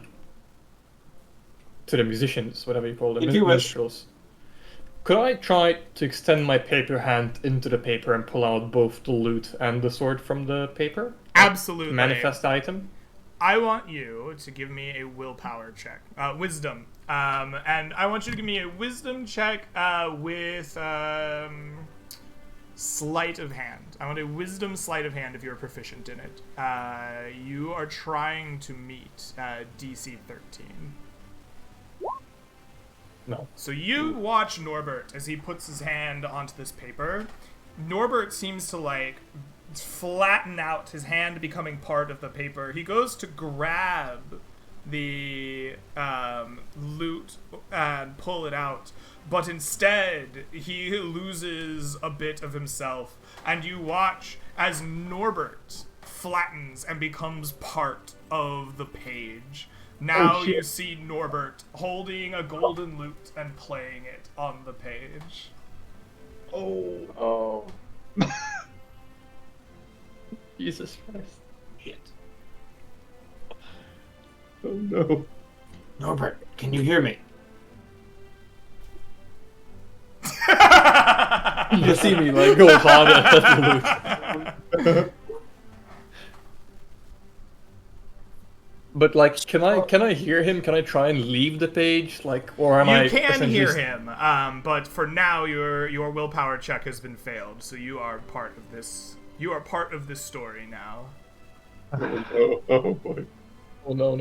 Locos, are you here?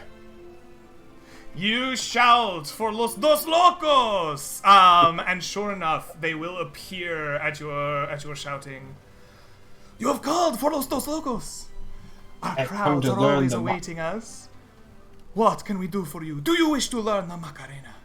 I have come for the Macarena, but I have a problem first. Yes. And I will hold up my friend, the page playing the lute.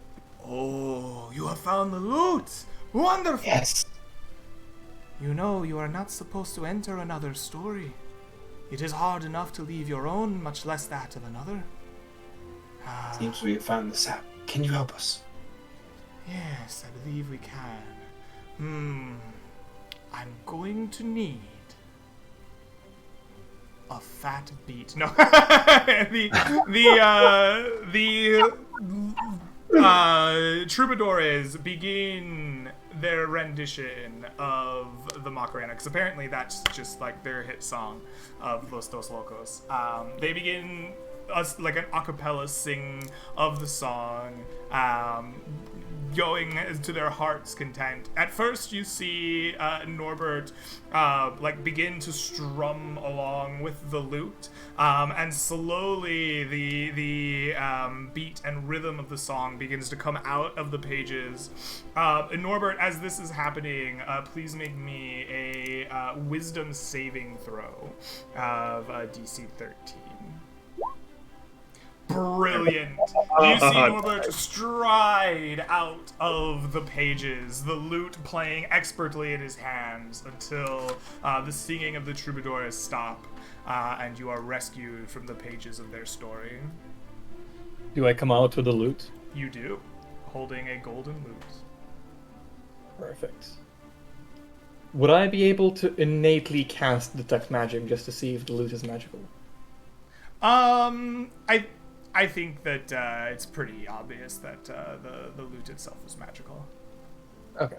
Sorry. Yeah. Okay. Yeah. No worries about it. Like, I think you just, like, you know this, right? There's no need Yeah. to detect magic on it. Okay. I'm for a concert. I was in the story and it was so amazing. You guys, I never realized what great musicians you are, and I was like, Thank you. Much appreciated. I wonder for kings how and queens. our loot came about to be taken from us. It is a disappointment, to be sure.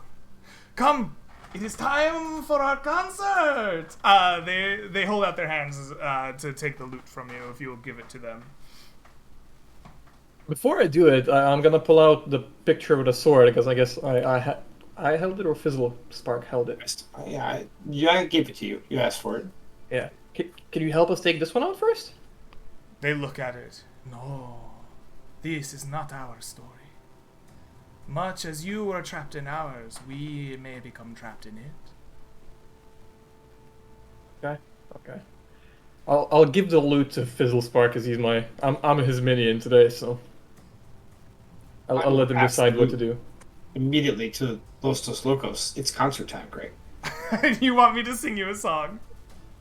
No, you can narratively say it's a concert unless you there's really want to sing absolutely a a song. concert. Yes. Okay. Yes. They will climb to the top of the bookshelf that their story is seated on, and sure enough, there is a like makeshift stage of like matchboxes and like odds and ends pencil cases up there, and as they play upon their lute, it creates the sounds of an entire band behind them. The songs pull various characters and people out of their books.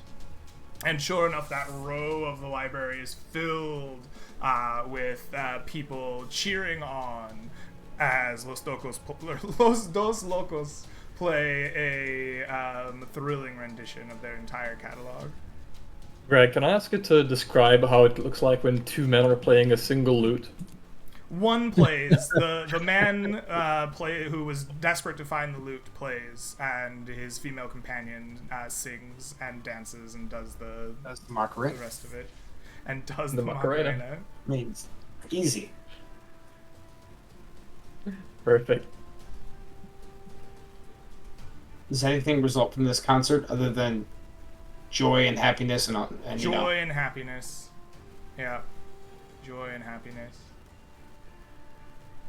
Hey, Thank you, what? friends. Go ahead. Sorry, I was gonna ask them, what does the loot do? It plays music as if without musical training. It will play as much or as little as you want. It allows them to have the full sounds of the band with only the two of them. Okay.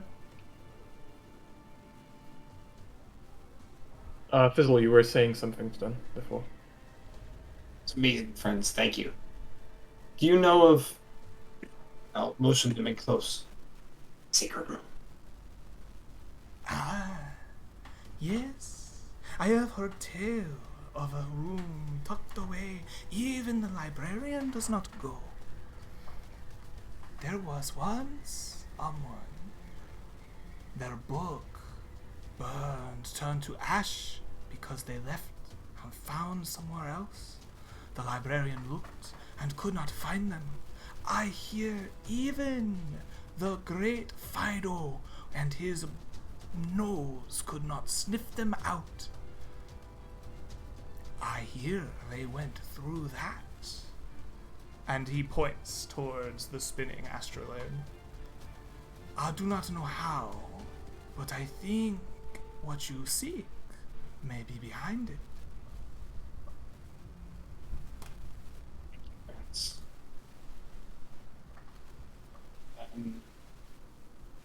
Most of my companions, we have found it. Are you ready? I think I'm over here with Tamir, so I don't know if you guys are...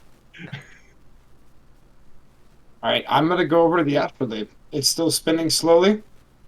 Yeah, I mean, it's the same speed that it was spinning before. Yeah. Conjuration. It's a portal. Is it not? What do you think? Are you Well, asking me, the DM? Oh or... no, I'm Okay. totally no. Okay. I'm asking you over. I think it's a portal to the secret room. I mean, theoretically it's possible, right? But at the same time, it could be so many different things as well. Would you like to go to the third floor just to check with what's his name? I forget, but everyone keeps telling us about him and how much knowledge he has. I'm sure if we... Sorry? Fido. Frido, yeah. It's probably a very large dog. With big fangs. I should have I was called like- him Clifford. Oh, okay. Yeah, that would have been good. I'm sorry, excuse me. Clifford.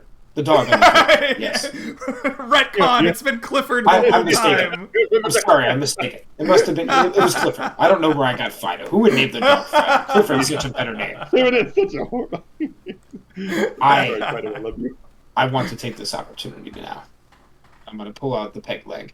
Uh-huh. You ready? Um, Norbert. How much weight can the hook hold? Could it pull both of us?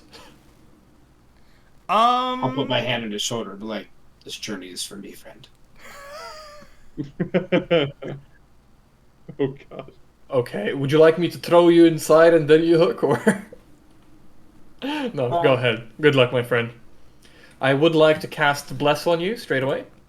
And I'll give you a friendly spank what seems to be your back. Alright. I was going to say save it for healing when I get crushed by this thing, but you have 2 slots, so we're good, right? Alright, I'm going to attempt to grapple into the center, Greg. All right. I'm not going to make you roll to hit the center. You're going to be able to do that. What I want from you is an intelligence-based check of like timing the spinning of these rings, so that you not only grapple it, but can like get pulled into it without getting torn to shreds or brutally injured. Intelligence, perception I for like timing. that. Yeah, perception seems Okay. pretty good. I accept that. Yeah. All right, so that's going to be a D20 plus 4 plus bless. Sounds good. And guidance if you let me, but I think two is I too think much, right? I think you chose bless, so that's the Yeah. one you get. 19. You grapple this thing. The line goes taut, and you zip through as fast as you can, trying to choose the exact moment, bracing yourself against the things. The spinning spokes are too fast for you to get through unscathed. However, you did time it rather well and are merely bludgeoned on your way by. Please take for me, Mr. Fizzlespark, 5 points of bludgeoning damage on your way through to the center of the astrolabe. As you get to the center of the pole, the blinding gold light envelops you and you disappear from sight. You blink, momentarily blinded by the light that was in front of you. And Mr. Fizzlespark, you find yourself in a dark, grimy room. It is smaller and maybe would be claustrophobic if it wasn't for the fact that you are very, very tiny. So it is still a big room to you. Large spider webs cover the walls and floor, and you stare at a giant book.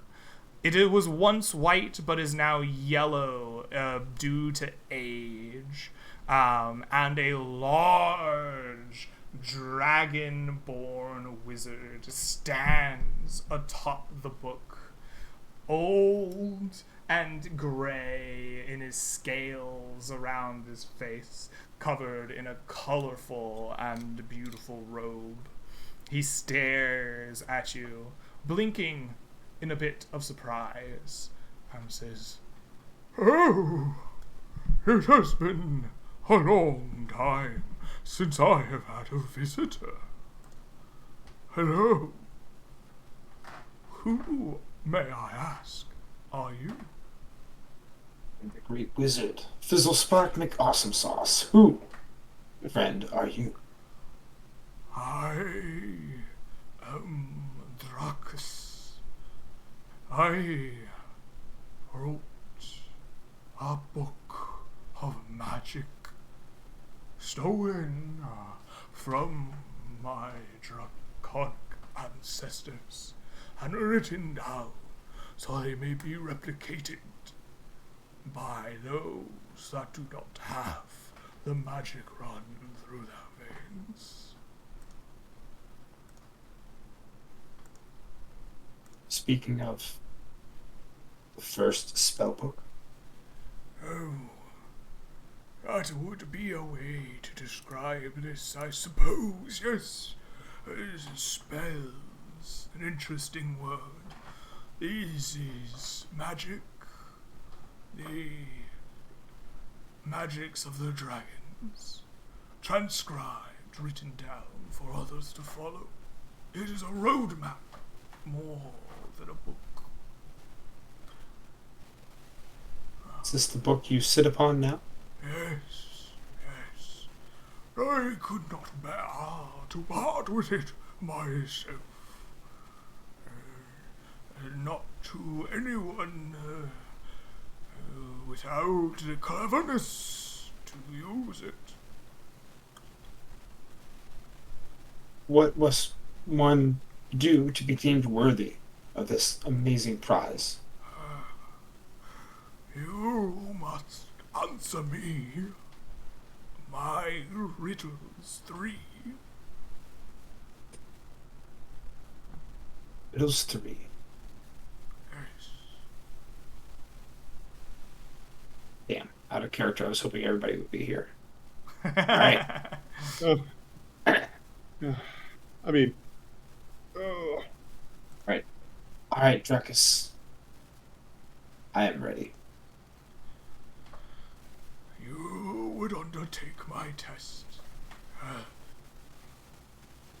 Hear me well and answer me true.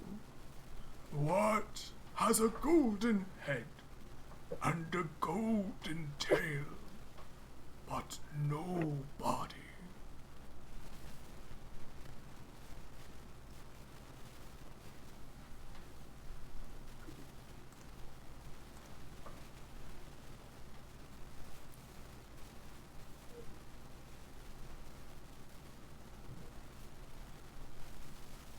Damn, wish we could metagame.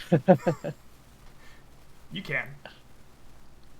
You sure? And Yeah, talking together at the table to solve puzzles is 100% part of Dungeons and Dragons. Your character isn't in the room, so like your character can't interact with the scene, but you are all playing a game together. If you want to help each other solve a puzzle, like that's part of playing D&D. sounds To good. me, adventurers, what do they always want? Coins, right? It has a head, it has a tail, but no body. Very good. A gold coin. Yeah.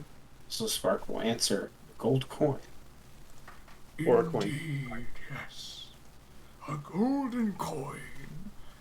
He takes from his pouch a single golden coin and flips it to you. Now, listen to me well and answer me true.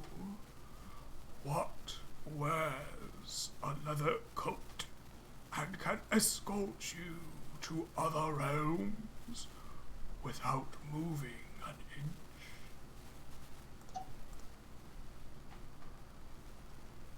Alright, would it be possible for you to post the riddle in the chat, just so it's easy when you read it, for me at least? Sure. Yeah, no problem.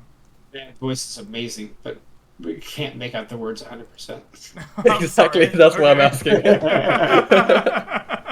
If it's any consolation, you know. I was Sure, just trying yeah. to be It nice. says what wears a leather coat and can escort you to other realms without moving an inch.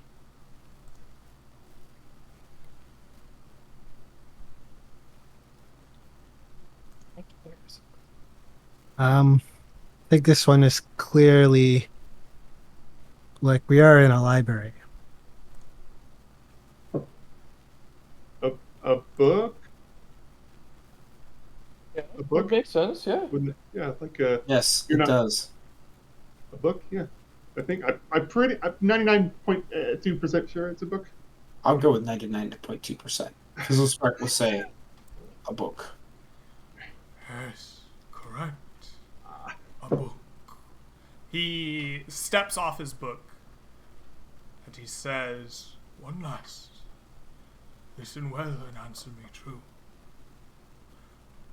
Towns without any houses, mountains without rocks, forests without trees, and seas without water. What am I?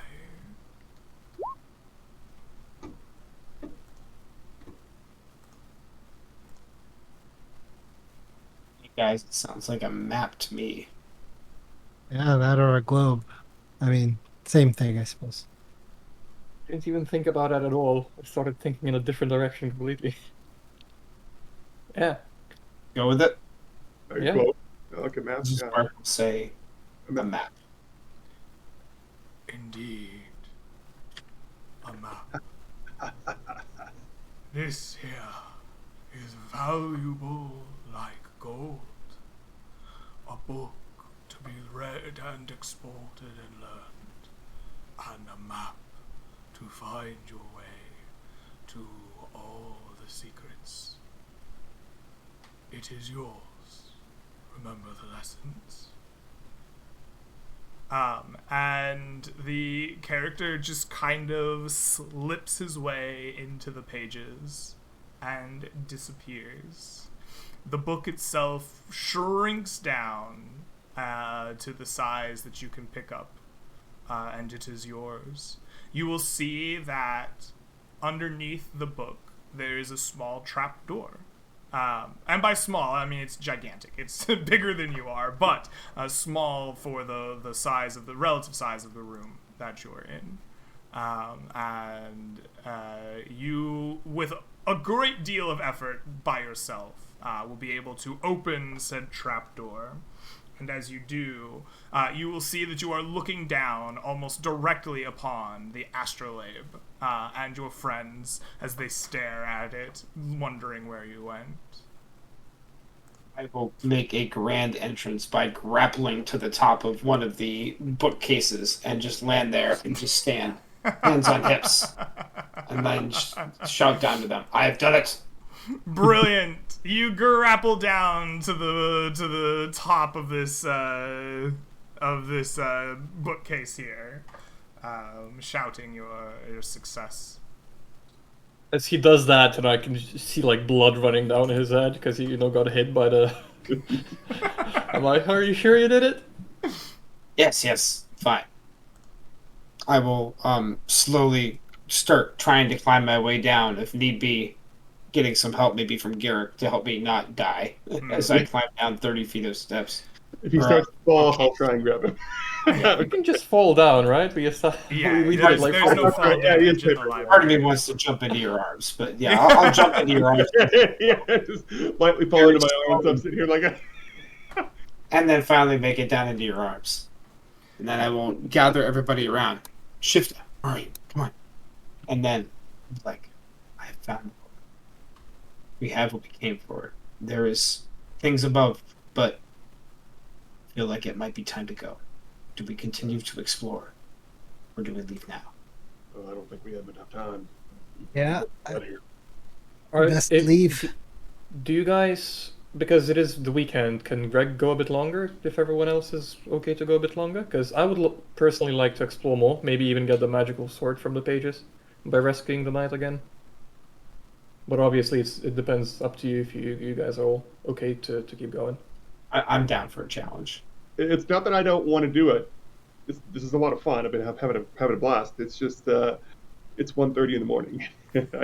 I'm very tired, but I can keep going. I can try it. If you feel tired, let's bounce. Let's grab the book and leave. All right. Have we been contacted? You have not. The sending has not come. Make of that what you will. You have acquired the book. You've explored to some extent the first library. Now you are tasked with finding your way out. Do you have any ideas how you are going to do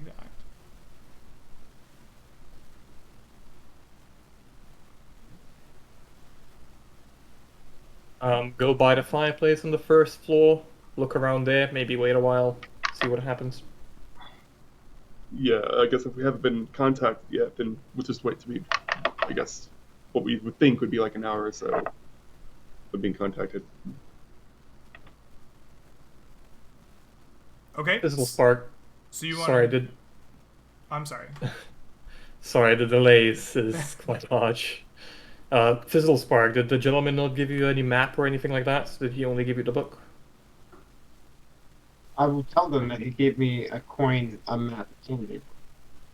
I'm not sure if that gets... Oh, I'll take a look at the map, Greg. Does the map show me... What does the map show me? Do I see a way out of this library, perhaps? The map shows you a picture of the first floor of the library. And sure enough, there is a small... like kind of drawing on the map that shows that you are. It shows where the globe is here, and it shows that there is something underneath the globe. I think we will head immediately over to that globe and take a quick look. You make your way down to the globe once more. Waiting there this whole time is Captain Greybeard. It's like, "Arr! You returned at last! I've been waiting to set sail for you for some time. Where to, mateys?" Oh, that poor guy.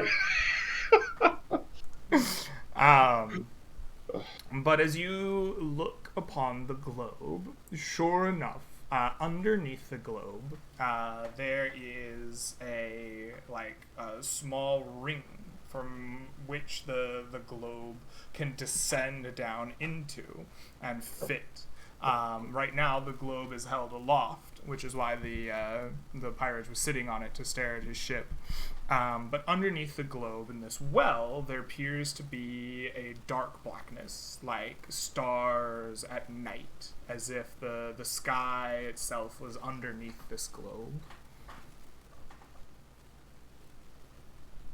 You guys suppose that might be the portal they were talking about? Maybe what's supposed to be at the fireplace, but maybe it's. And Garrick points. Shall we jump in Greybeard's ship and sail into the starry night? Yeah, I think that'd be a good idea. Take Greybeard with us back to the realm of. Exactly. Before we The do next that, next villain of the wild, the Mists, right? Greybeard the pirate. We've actually unleashed, demigod. Greybeard, give us a moment. I'll pull everybody aside really quick. Do you remember Amelia mentioning something about Greybeard's treasure? I heard it somewhere. You think it might be on the ship? In the ship? No, I'm wondering if it's under the globe. Could be there. So you think the map is I a look at the treasure map.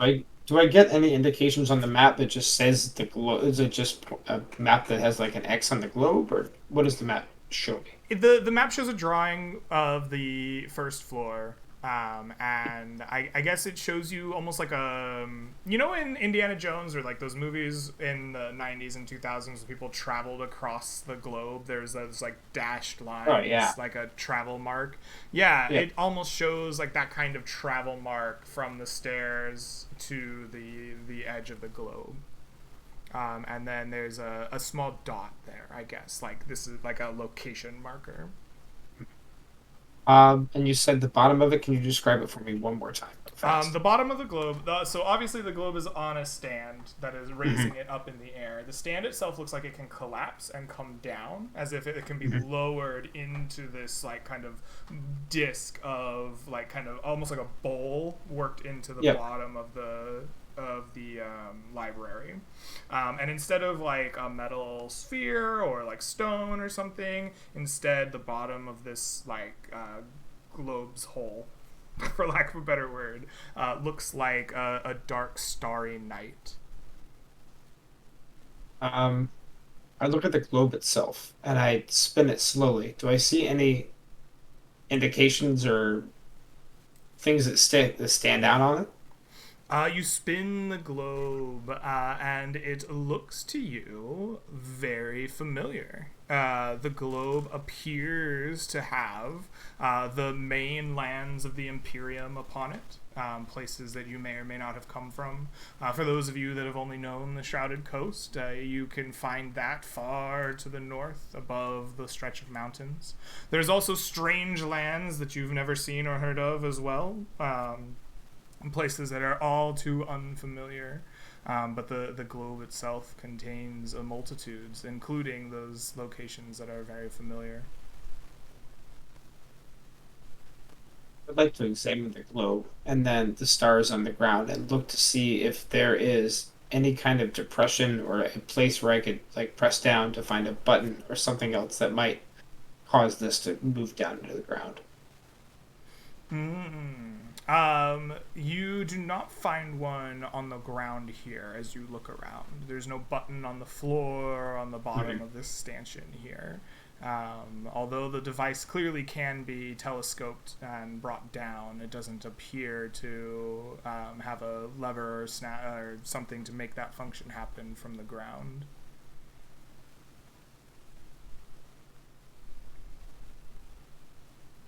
What do you think, friends? When he moves the globe, right, just like turns it a little bit to look at new lands, is there any movement between of the stars? I'm thinking the stars are the portal for us to get out, essentially, if that makes sense. Yes. The stars seem to follow the points on the globe. I will bring my theory to Fizzle Spark. I'll say I don't think this is the part where the treasure is, I think this is the way out.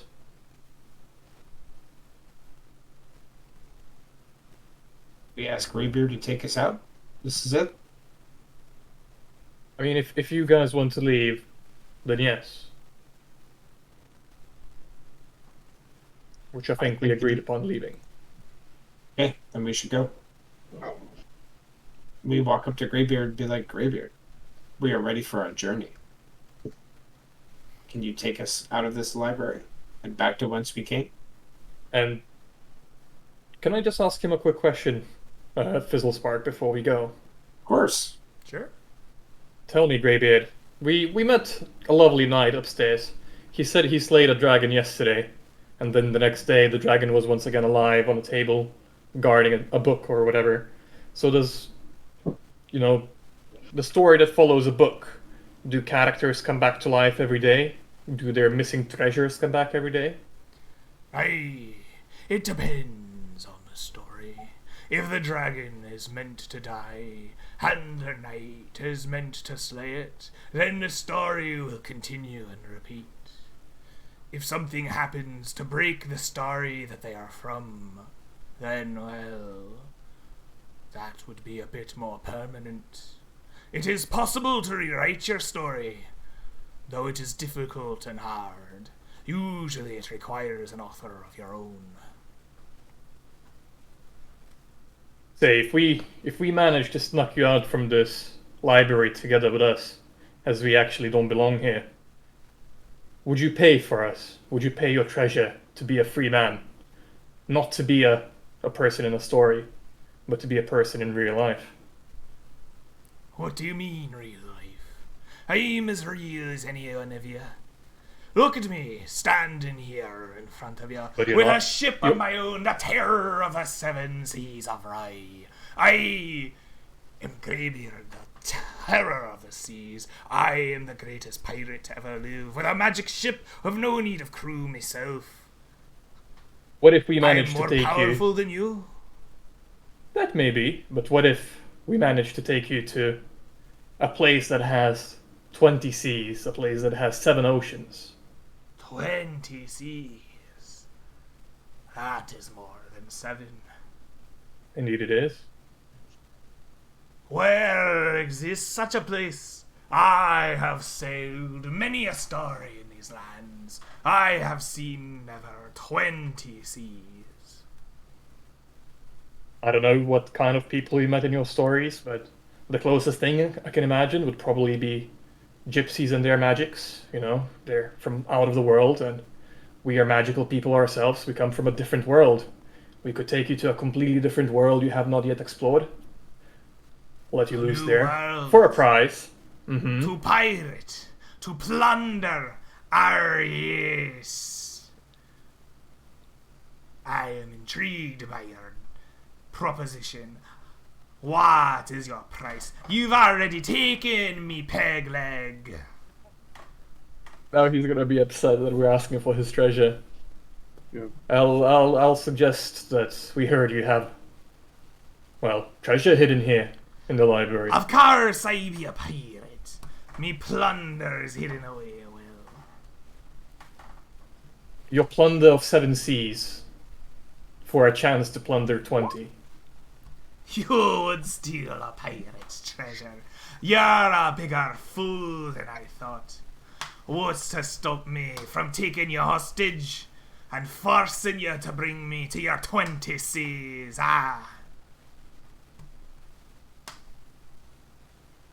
We may not be the strongest of adventurers, but the people that are waiting for us on the other side. They are not Fizzlespark, here, yeah. are they? And Fizzlespark. believe you me, no one can take down Greybeard, terror of the 7 seas of Rye. What are you gonna do? Stump around on one leg? No, I Stop. built me peg leg once. I'll build it again. I'm sure you will. Would you accept an exchange? Fizzlespark will take a comb that he has stuck in his hair. Say, with this comb here, you can change yourself into anything you want for a short time. What better way for a pirate to escape detection, to get where he wants to be, and get out unseen and have nobody know the wiser. Avoiding the locker. I'll give him. Useful. I'll give him a little demonstration as I cast Disguise Self, and I turn into a beautiful 6 foot tall man, like not even a fireball anymore, with just a wave of my hand and change. You could have all this, or anything else you want. Or if you're one of these.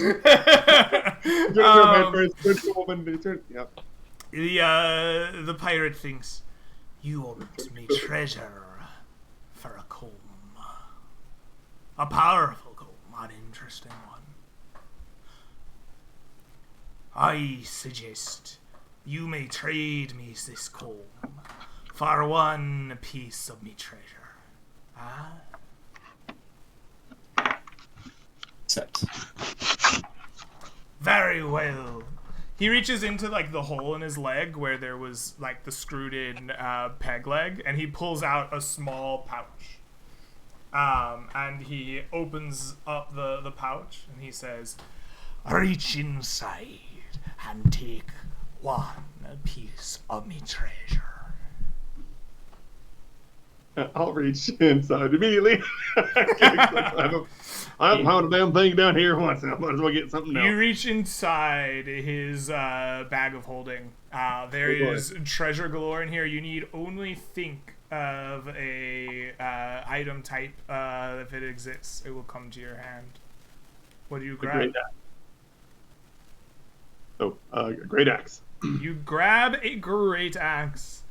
A large and powerful great axe comes forth from the opening of the bag. It is dressed in, or designed in large stripes of snakes across the tops of it. The pirate looks at it. "I remember taking that one. Find ye a plunder in it were. Silly knight of green thought he could best me." And then he went to the restricted zone. The comb. I hand over the comb immediately. Wonderful. He places it in the bag. Now, we still haven't a card. I can take you any one place in the library. Where would you like to go? You can't take us out of the library. I have no knowledge of how to leave. As far as I am concerned, this may be all there is.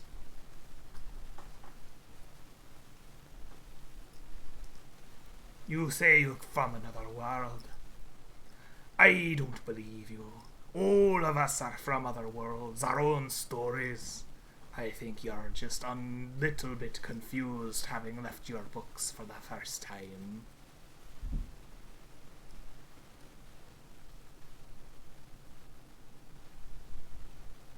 As you say. Fizzle Spark will immediately move over towards the fireplace and look for wayward books on the ground, looking for pictures of the party. Nary our names. Ah, clever. Fair enough. I'm also gonna... Oh, sorry, I didn't hear you. Sorry, go ahead. You begin looking for loose books near the fireplace, and sure enough, tucked on the other side of the fireplace from where you entered, there are 4 open books with a blank page upon them, as they stand kind of just open like this, their spine on the ground. They are if you kind of open them up a little bit and see underneath, you can see the runes writ large by the first transmuter, each one that he made for your names. Here's our way out. Are you ready? Mm-hmm. I'll look over at Norbert. You still hold that page with the sword. Do you want me to risk my life to retrieve a sword? Oh, I don't want you to do anything. I just I'm- wanted to see if you were going to risk your life. I will not. If somebody wants to risk their life, guys, we have a sword in here. I have a need for a sword. And Fizzle Spark will then wave bye-bye, and he will try to immediately jump into his book. Fizzle Spark, you jump into your book. The rest of you see him just effortlessly, seamlessly, like, fit into the book as if that is where this drawing of him had come from. Fizzle Spark, you see the world twist around you, the portal that you left through, dark and strange, rushing all around you. Flames erupt in all sides, and you step forth through the fireplace back into the room that you were once before. A very surprised looking enchantress is still in the room going, "Oh, back already? We'll be gone. Oh, a matter of minutes? Gerald just left the room." Good thing we found our way out then. Yeah. Hold a moment. You have some tea, Do I have and some I'll tea? wait for the rest of my part. No, I don't, but I'm sure we can get you some. Were you successful? Did you find the first spell book? Wait for my friends first. Very well. Garrick just whoop pops on in. All right. You make the same journey back, emerging from the fireplace, finding Solasta and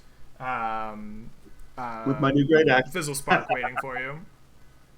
Hey Greg, I did canonically type into the chat that I gathered all the scrolls that were by the fire that I left there beforehand that were way too big to fold. Yes, Okay. indeed. Yeah. All right. You will have them on your person when you go through the book. Shifta, Norbert, do you follow through and join your companions? Yeah. Yep. All right. Everybody makes their way back through the portal and arrive back in the same room they were before. Slasta smiles and goes, "Seems all of your companions have returned. Wonderful. So, were you successful?" We were mostly successful, Indeed. but I've been told to give you a challenge to deem you worthy. Can you answer me these riddles 3? Oh. You would challenge me to a riddle? Very good. And I will recite the first riddle. Uh, As I look around looking for Gerald, I'll go through all of them. If this is she's a little manages unfair to for answer me to just answer the riddles for her, I assume. You can role play it however you Let's want, see Greg. I just here. wanted to. I think that's funny. No, I like that. Enchantress Solasta is going to have 20 int.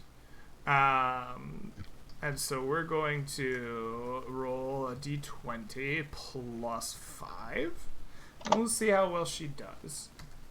What about the proficiency book? Oh, wow. Oh my. Wow. Enchantress Solasta is incredible at riddles and scoffs at the simplicity with which they were crafted, guessing that the final answer would be a map before you even began it, saying that it is clear that these riddles are as much a description of the first book as they are a actual riddle to test their worthiness.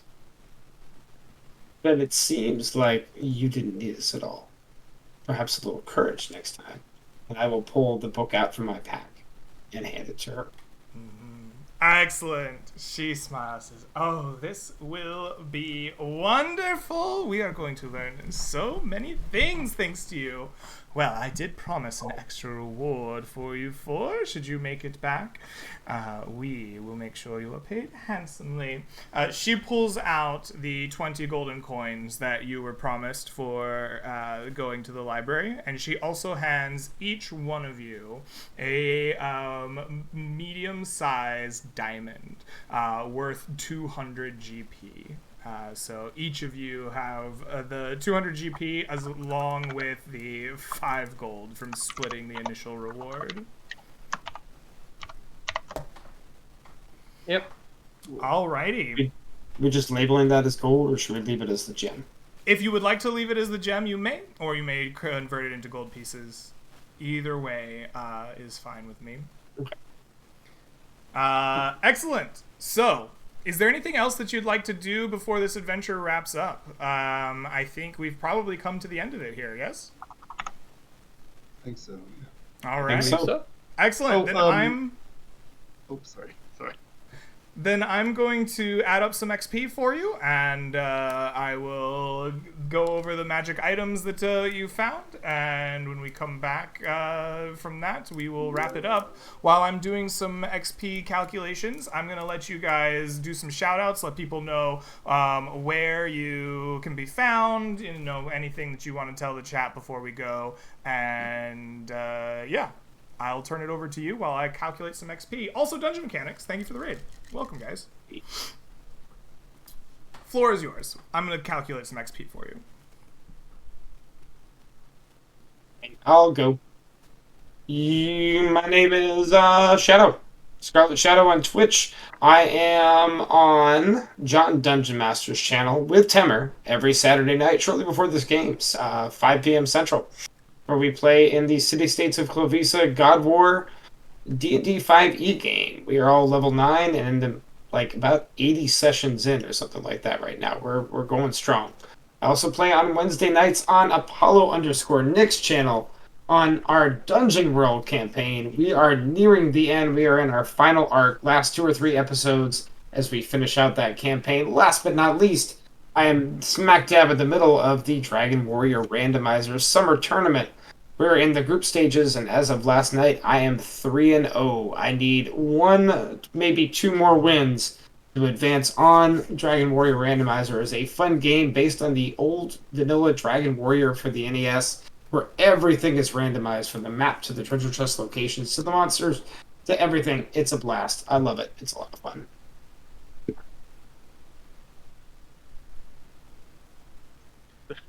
You had so much going on, I don't even want to go next to disappoint people. Yeah, I don't even want to go next to disappoint people, because I don't have as much stuff going on. But anyways, I'm Horo on Discord. I'm going to be playing Norbert in the near future, apparently. He's a Forge Cleric, so I look forward to seeing how he develops, like I said in the beginning.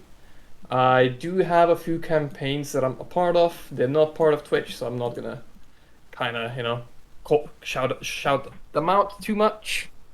Outside of that, it was a fun session. I just want to say a thank you for everyone coming. Thank you for Temer for standing in on such a short notice, and thank you for Greg for being such a good sport about it. Awesome.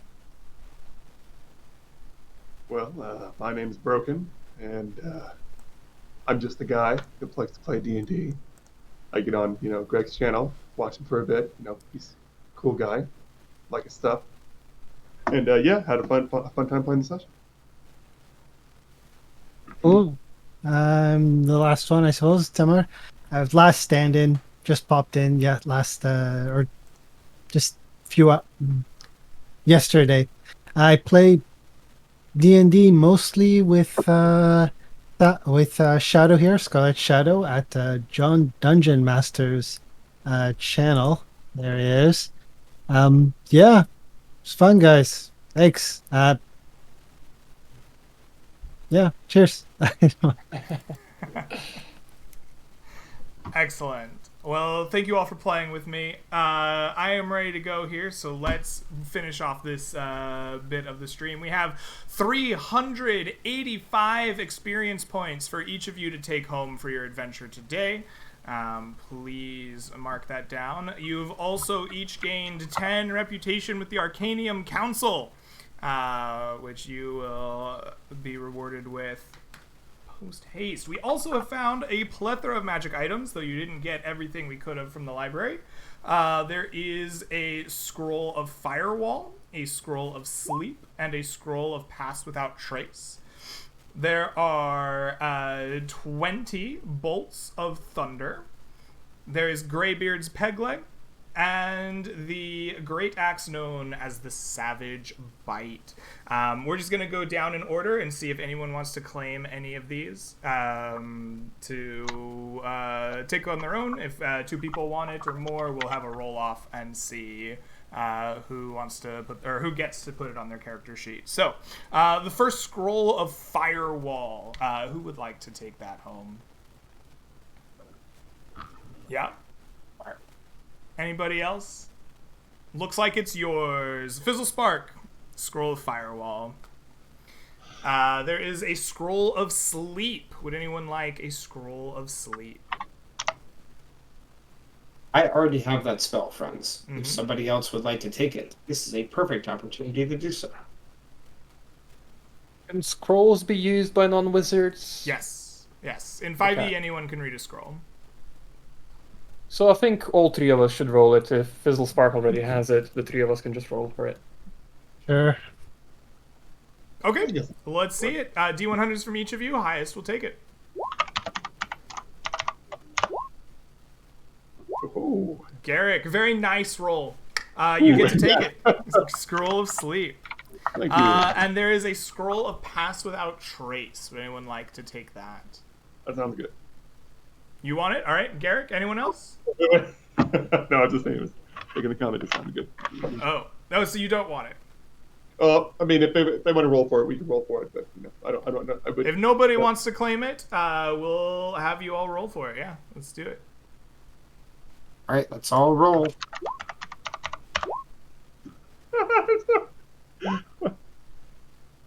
Fizzle Spark, you will take a Scroll of Pass Without Trace. There are 20 bolts of thunder. When these are fired, they will do D8 thunder damage on a hit. They act as +1 ammunition for the purpose of overcoming resistance and for your attack roll.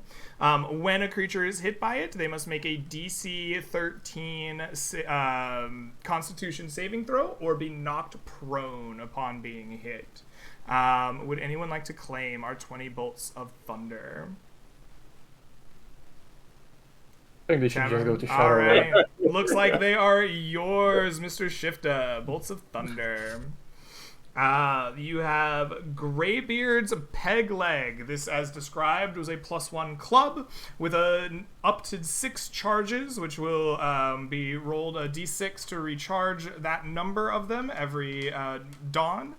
When you expend a charge, you may shoot a grappling hook up to 20 feet away from you that is attached to a rope. You must make a +3, I think? I have to go back 3. and look at my notes. It was a +3. Attack You're roll correct. Yep, +3 against +3. the AC of your target. Yep, +3 roll against the AC of your target to latch on once it is. You are now attached to that target via your grappling hook, and you may retract the rope and grappling hook as well. Who would like the Greybeard's Peg Leg? I mean, I have to put it to it. Yeah? I played hard for it that session, so All right, sounds like it is yours. Fizzle Spark, Greybeard's Peg Leg. All right. We I also have one have quick the question. Savage Bite. It is a great axe with the images of snakes upon it. The Great Axe is a +1 weapon for the purposes of your attack and damage rolls. It has the same damage as a Great Axe. The weapon can have up to 6 charges, and it will lose all charges after not gaining a charge for 1 minute. If you hit a creature with this weapon, you gain 1 charge. And it has 3 different states. At 2 charges, attacks made with the weapon will score a critical hit on a roll of 19 to 20. At 4 charges, they will score a critical hit on 18 to 20. And at 6 charges, they will score a critical hit on 17 to 20. Wow. Oh. Yeah, I'll take that. No, I like that. All right. Anybody else want to claim the Savage Bite? I would also Nope. like to roll All right, for it, it's please. yours. Garrick, Oh, You wanna okay, roll? sorry. Oro Oh, said did no. you say you wanted it? I'm sorry. I thought you'd. No, Right.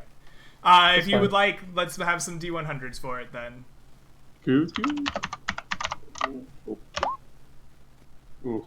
Oh, there it there is. we go. So Never mind. good. Sorry, Garrick. It No. is going to be Norbert No, who no. will take the Savage Bite. I'm glad you got it. All right. Thank you, That is going to wrap up our. Yes? Didn't Timmer also pick up some type of brew from the He did. bakers? Yes. I'm sorry. Oh yes, a potion of You some did. sort. Let me go back to my notes here. I didn't Yeah, get that it was on a here. potion. We didn't get what it was. Yeah, that would be interesting to see what it was. Oh, yeah. You have a potion of invisibility. I've claimed 3 things already. I'm not putting all on. Would anyone like a potion of invisibility? Nope, not me. I guess I'd be nice. I guess I'd like it. If anybody else doesn't want it, I'll take it. All right. That one's yours. Garrick, potion of invisibility. With that, all the magic is distributed, experience and gold distributed. Thank you all for playing with me. I hope you've enjoyed our foray into the library. It was a little bit of a different West Marches experience, but I thought it would be a really fun one. Hopefully it worked out. Thank you all for coming and watching. Twitch chat, enjoy your weekend, and I hope to see you next weekend for some more Land Beyond the Mist.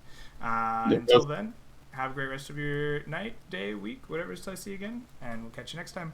Peace, everybody.